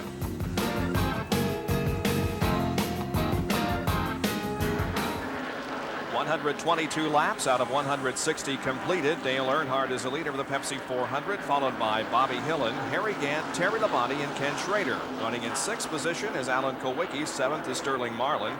Dale Jarrett running 8th. Rob Moroso is 9th, and Kyle Petty running in 10th position. There are 9 cars on the lead lap. Petty is a lap down. Got to give a call to Terry Labonte. He wiped his primary car out yesterday in that crash with Darryl Waltrip. He spent a couple hours in the hospital being checked over, x-rayed, came back to the racetrack, practiced his backup car, and here he is today on the spot. Fellas, there was some confusion on what caused that accident yesterday. Dale Earnhardt was warming up A.J. Foyt's car, and the plug where they put grease into the rear end came out and dumped grease into the turn. Terry Labonte thought he blew an engine when he went into the turn because he hit that grease, and all of a sudden it just went around on him, and that's what started the whole accident. Well, Dale Earnhardt has officially said goodbye to Bobby Hillin. Yeah, it's pretty much the same story that we've seen for much of the race as Earnhardt has taken off. Notice, though, that slump. That's interesting there, that statistic. His 31st, 34th, then he began to move back up. He won the most recent race, of course, and here he is about to win another if his car can hold together. Yeah, but the Daytona 500, that's 499.5 miles. You never know, dude. You never know about this business. He was ahead at the end of 499.5. He led over 3/4 off that race. 33 car of Harry Gant leading the number 1 car of Terry Labonte. And you're right, Benny. You got to take your hats off to Terry, who was involved in that accident yesterday and even spent a little bit of time in the hospital. They checked him over, but he has come back with a vengeance here today. He runs this track so well. Finished second here in the Daytona 500 in his very first race with Richard Jackson in the School Classic Oldsmobile. Let's go to Jerry Punch with a comment on Terry Labonte.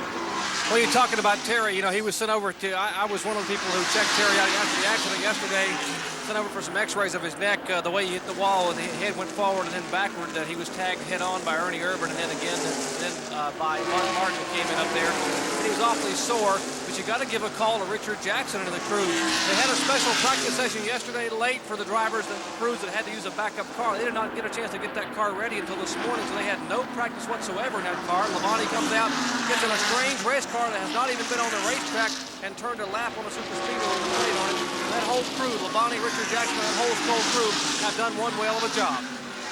Gary Brooks, the chief mechanic on that car, and they did.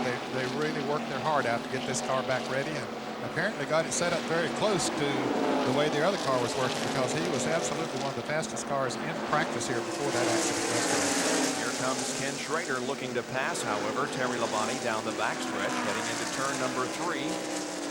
Schrader looked to the inside there for a moment, but decided that he would not make the attempt. And so Labonte continues to run in 4th position and Schrader in 5th. Good race. Those 2 cars behind those are also in racing position. Alan Kulwicki and Sterling Marlin, the Xerox Ford and the Sunoco Oldsmobile, right behind Ken Schrader. All 5 of those cars racing for position. Let's go to John Kernan with a report on Harry Gant's pit strategy. Well, we talked about how important the pit strategy is and the job these guys do here in the pits. Now, Bob, Benny, Ned, Jerry, y'all know most of the teams have fancy computers down here. Here in the Harry Gant pit, they are using the old-fashioned way, an old stubby pencil and a notebook, and they're adding by quick addition and subtraction. And what they're trying to do is figure out the old-fashioned way exactly how many gallons they will need to finish the last 20 laps of the race. And they hope to get him in and out in a hurry with just a gas and go. What's the deal? Bobby Hillin has moved right in on Dale Earnhardt. He was 15, 20 car lengths ahead of him. And, I mean, does Earnhardt have a problem, you think, Nick? I don't know, but he certainly has come right back up to him. Bobby Hillin, you can see where he has come from. Yeah. 9th, 6th, and 2nd. Remember, Bobby Hillin's only win in Winston Cup competition came a few years ago at Talladega. And you will also remember that very early in the program, we said maybe this race is going to play into the hands of youth because of the drivers that were knocked out of this race. Well, it certainly appears as if Bobby Hillin is right there in a competitive situation. Here's Jerry again. Well, you remember Richard Childers said a little bit ago their car was very, very tight. When everyone else got loose, they'd be able to pull away. Well, their car is almost too tight, and the concern is the car is really pushing coming off the corner, and Dale can't get the car to turn. So we'll look for them to try to loosen the car when they get their next pit stop. Meanwhile, he just can't run away from Hillin, and Hillin, by virtue of Harry Hyde and that smart pit work and good pit strategy, is right there and running him down. Sure is. So don't go away, friends. This race is far from over. Dale Earnhardt has a challenge, and Bobby Hillin back after these messages.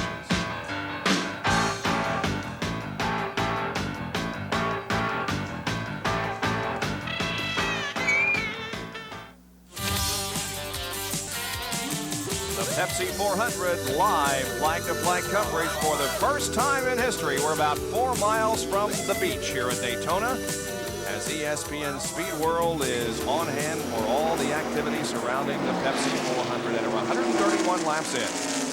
That's the same thing happened to Morgan Shepherd in Pocono, and he collapsed after the race. Got out of the race car and fell on the ground. Bobby Hillin is staying right with Dale Earnhardt, and again, you can see him closing in on the back bumper of the Earnhardt car. Meanwhile, great competition here as 4 cars are involved in the battle for position. It is Schrader, Kowicki, Marlin, and Labonte. And that's Harry Gant running out in front of him. Yeah, he's running 3rd. Schrader is 4th. 5th now is Alan Kowicki. 6th is the car number 94, Sterling Marlin, and Barry Labonte has brought back to 7th. 3 cars coming in the pits. Earnhardt making a pit stop. Jerry Punch will call this stop. It comes on lap 134. Jerry. Final scheduled stop for Dale Earnhardt. We'll see if they'll make an adjustment on the car. Remember, the car was very, very tight. Was pushing coming in the corner. We know they will probably change tires. No tire. They're going to push the spoiler down the rear of the car. They will take 1 round of wedge out of the car, trying to loosen the rear up. Quite a gamble for the crew, trying to push that spoiler down. Remember, everybody having trouble with loose cars. 10 seconds, Earnhardt down and away. No tires, fuel, and an adjustment to the chest. Of course, he'll stay in the lead lap. Everybody else will have to make another pit stop as well, at least for fuel. So that's quite a testament, fellas, to the radial tires that they didn't take on any tires. Sure is. Now the leader becomes Bobby Hillin. Here he is, completing another lap. 10 seconds was the magic number. As soon as Richard Childers counted to 10 or clocked 10 seconds on the stopwatch, he said, Dale, get back out. 10 seconds. That's how much gas it needed. And so now the others are going to have to make equally fast pit stops if they're going to stay in the hunt. Bobby Hillin is the leader at the moment as Earnhardt has made his pit stop. We'll see if Hillin comes in this time around. There are only 4 more laps to go in this race. We're on lap 136. How'd I do with my subtraction, Benny? Oh, you're great. What's that? He's got a calculator there. No, I do not. Oh, nope. He does, folks. Hillin didn't come in. So we'll take a break and be back for the pit stop with Bobby Hillin, the leader of the Pepsi 400. Stay with us.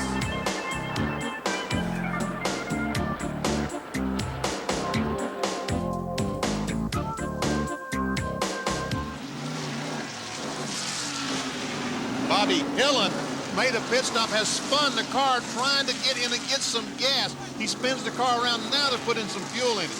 Benny, let's go to Jerry Punch. Benny, they were trying to get him on and off pit road in a hurry, and he brought the car down pit road, and the car, the brakes were locked up.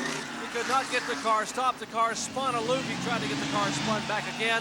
They were going to make a right side tire change and put fuel in the car and possibly have a shot at winning. That has now gone away. Tough break for the Snickers crew, the Harry Hyde-led crew, and driver Bobby Hillin. And our hats off to Benny Parsons, who during the commercial break said, gentlemen, watch for Bobby Hillin to come in too quick and slide the tires, and that's exactly what happened. Because he wants to. Watch this, folks. This kid wants to make the best pit stop of his life. But he comes in a little bit too hot. I did the same thing, 1987, the Daytona 500. I got a brake. I didn't spin out. But watch Hillen. The rear tires light up. He's trying. He knows he has to make a great pit stop. And then he cuts it away from the crew members. He's afraid he's going to spin into them, so he cuts it away from them to keep from hitting them, but that cost a lot of extra time, too. And they were going to change tires. Yeah. Well, if Dale Earnhardt wins the race, here comes Schrader and Harry Gant. Harry Gant looks like he's going to make a pit stop. Yes, he's in on the inside now. Is he going to put gas or tires? What's he going to do? And Sterling Marlin going to stop with him. John, what's he going to do? I just talked to Andy Petrie. They're bringing Harry in very close to pit wall to save some time. They're only going to go for fuel. And he held up Sterling Marlin as they come down pit road. Harry comes in. They will look over the tires. He gets a quick drink of water. The gas goes in. They're counting him down on the stopwatch. And now there goes Harry again as they push him away. He's having trouble getting the car in gear. And Jerry Punch is down pit road with Sterling Marlin. No tire change, just a change of the chassis. They fueled it up and he spins the tires. It smokes him trying to leave pit road. No rubber at all for Sterling Marlin, just fuel and a chassis adjustment. And Harry Gant is not going yet. Now he finally does get it going. A very costly stop for Harry Gant.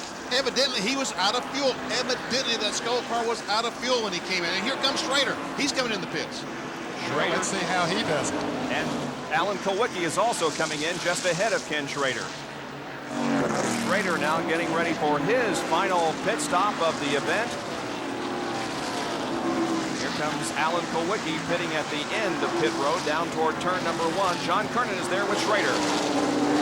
Ken Schrader revs the engine as he goes. They've now got enough gasoline in it just to gas and go. And Kenny is down and away. Just 7.9 seconds. Kulwicki, however, is going to beat him out of the pits. But Schrader has his speed built up. Kulwicki doesn't. We'll just have to see. Yeah, I think Kulwicki's going to beat him enough that he gets his speed up. And they're allowing them apparently Benny to go up on that bottom groove when you go into turn 1 after coming out of the pits. Because I've seen a number of cars do that today as they come out. Some racetracks they don't allow them to do that, but apparently here today they are. And is Rob Moroso taking the lead now that everybody has pitted? He was running in the 9th position, but everybody else has pitted in front of him. So I believe so. Rob Moroso is going to be the leader of the race. He needs a pit stop, however. That's Michael Waltrip, of course, running there in front of him. So Rob Moroso, for the second time this afternoon, leads this race. well, we'll see if he comes in this time around. He's got to be getting pretty close on fuel because, as Benny said, it looked like Harry Gant ran out of gas. And, boy, you don't want to stay out there and run out coming across the start-finish line. It's a long way back. You can coast back here, but you lose a long time. And it looks as if Moroso may be coming in for a pit stop. He's down low on the track and slowing down. And yes, that is the situation. Rob Moroso will come in for a pit stop, and John Kernan will be there to call the action. Well, they're waiting Rob to make the entrance into his pit. Jake Elder is waiting with the signboard. It is just going to be a gas and go, and also a quick chassis adjustment as they go to the left rear. Well, they will check the tires. They're making it very quick. There goes the one round. The gas is going in, and now Moroso is away. He gets out really well. He does not spin the tires. That was a nice, clean stop by Moroso. He came in at a decent speed and got the car stopped right on the marks and comes out of the pits without spinning the tires. So Rob Moroso with a nice pit stop, but you can't say that for Hillen and Gant. Now, Dale Jarrett in car 21 and Harry Gant just moved around to Bobby Hillen there a moment ago. I thought Jarrett took on right side tires when he made his pit stop. Gant and Hillen did not change tires. I don't know if that'll be any advantage for him or not.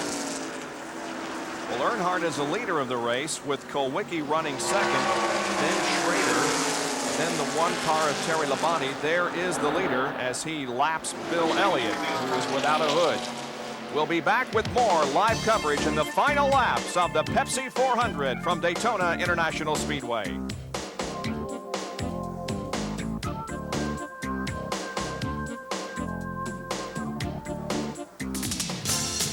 We hope you're enjoying today's live coverage of the Pepsi 400 Winston Cup race from the World Center of Racing, Daytona International Speedway. Dale Earnhardt leads the Pepsi 400 with now just 14 more laps to go. In second position is Alan Kulwicki, and Ken Schrader is running in third spot.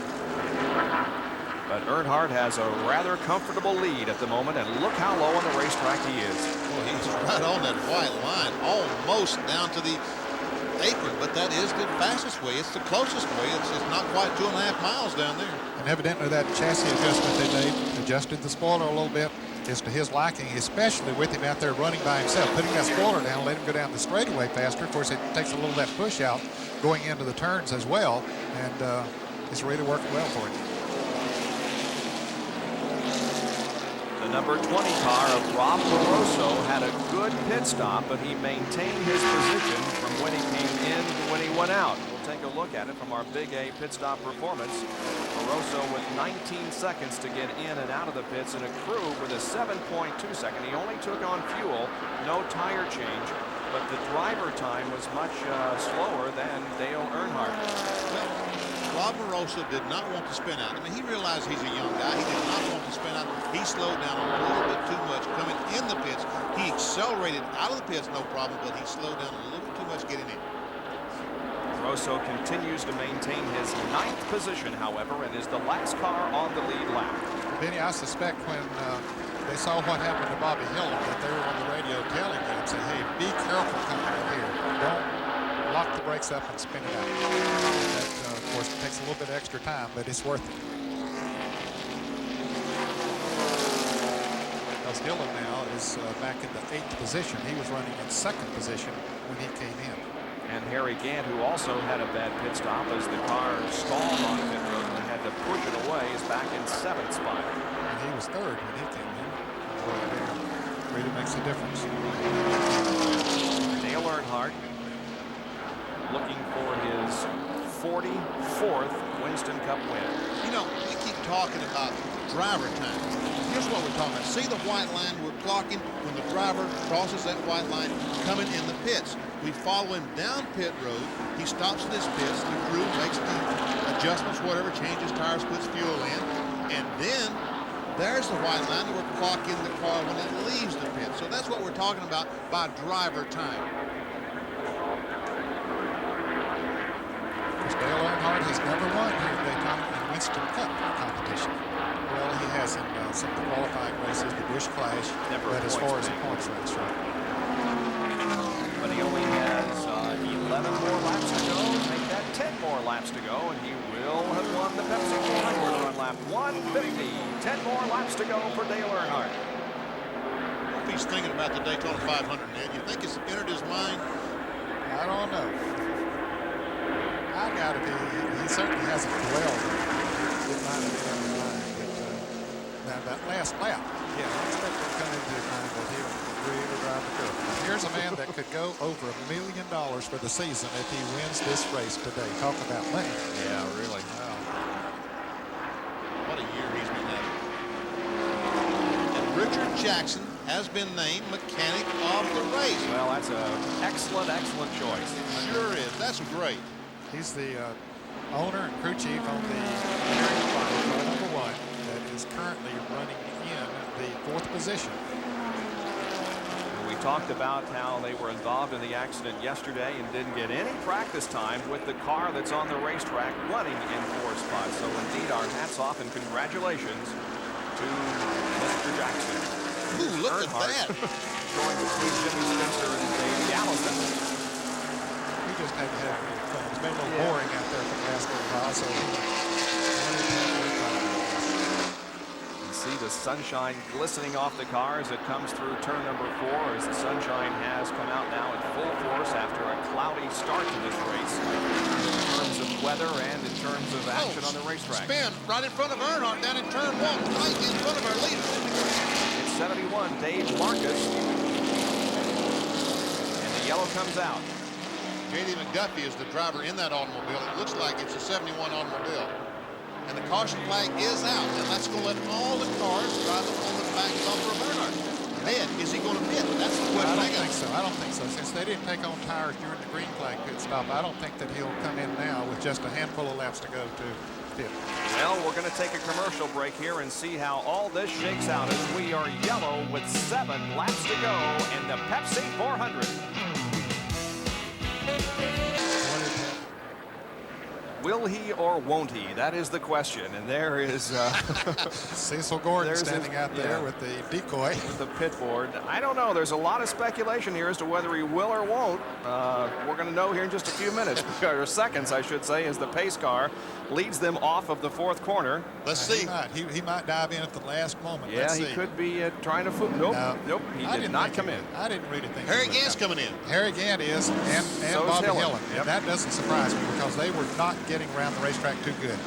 Hillen had perhaps messed up his tire during that spin around on pit road, and so they got really not that much to lose. They were sitting there running in 7th and 8th place. The only car that's going to pass them is Rob Moroso, and so I don't blame them. I would have come in too. And they're putting back the spoiler just a little bit on Harry Gant's automobile, which will allow it to go a little bit faster. Well, 155 laps are completed, so we will at least complete one more lap under the caution as the pace car still has its lights on. So it's going to be a dash to the finish, and it appears as if the driver most in contention to take the win away from Dale Earnhardt, if that's possible, is going to be Ken Schrader or Alan Kulwicki. Or, well, Kulwicki's sitting there in 2nd place right now. Terry Labonte. Yeah. Or Sterling Marlin. Or Dale Jarrett. That's right. That's a nice thought. Yeah, that would be nice, wouldn't it? So after a slow beginning to this race, we sort of ended under a slow pace too. We're not finished yet. We will have some green flag laps, but a late caution period has bunched the field once again, and the caution is because of a spin down in the tri-oval area between the start-finish line and turn 1, just where the other big wreck was earlier in the race, and this one involved J.D. McDuffie in the number 71 car. I would say that NASCAR is going to say one more lap to green this time by, and that'll be 156 and 157 when they take the green, 3 laps. So at least one more lap here under caution, and so we can bring you everything without interruption. We're going to take this commercial break here as the field remains under caution in the Pepsi 400. Stay with us.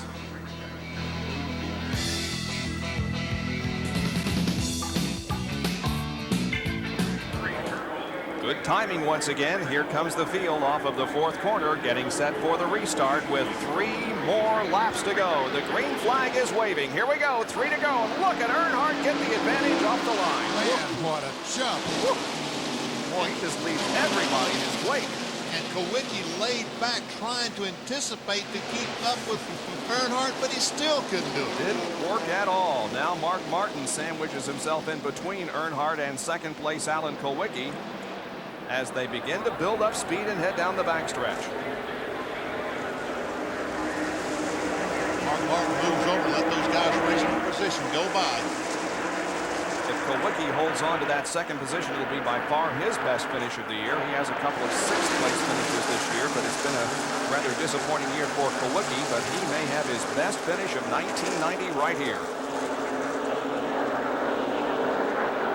158 laps about to be completed. 2 more to go in the Pepsi 400. And now Kulwicki begins to separate himself from Ken Schrader and Terry Labonte and Sterling Marlin and Rob Moroso.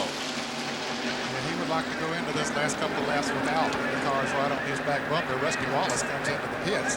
Rusty already a couple of laps down. In fact, he's at least 3 laps. There's the interval that Earnhardt has opened up already. Schrader running on in 3rd position. Labonte is 4th and Sterling Marlin is 5th. And next time around, look at Bobby Hillen come down on the inside of Rob Moroso, and Mark Martin was in the sandwich there. He's in race for 2nd spot. There's Bobby and Harry Gant coming along on the bottom of the racetrack with Rob Moroso being passed. Now the white flag comes out, and there's one more lap to go for Dale Earnhardt. Let's see if a similar situation happens here as happened in February. He loses the race on the last lap. If he wins this race, he will be departing Daytona International Speedway almost immediately because he has to go to Cleveland, Ohio for an IROC race. Now he moves off the 2nd corner and down the backstretch. Look at Bobby Hillen passing Dale Jarrett, and here comes Harry Gant passing Dale also. Apparently the new tires they took on had paid off.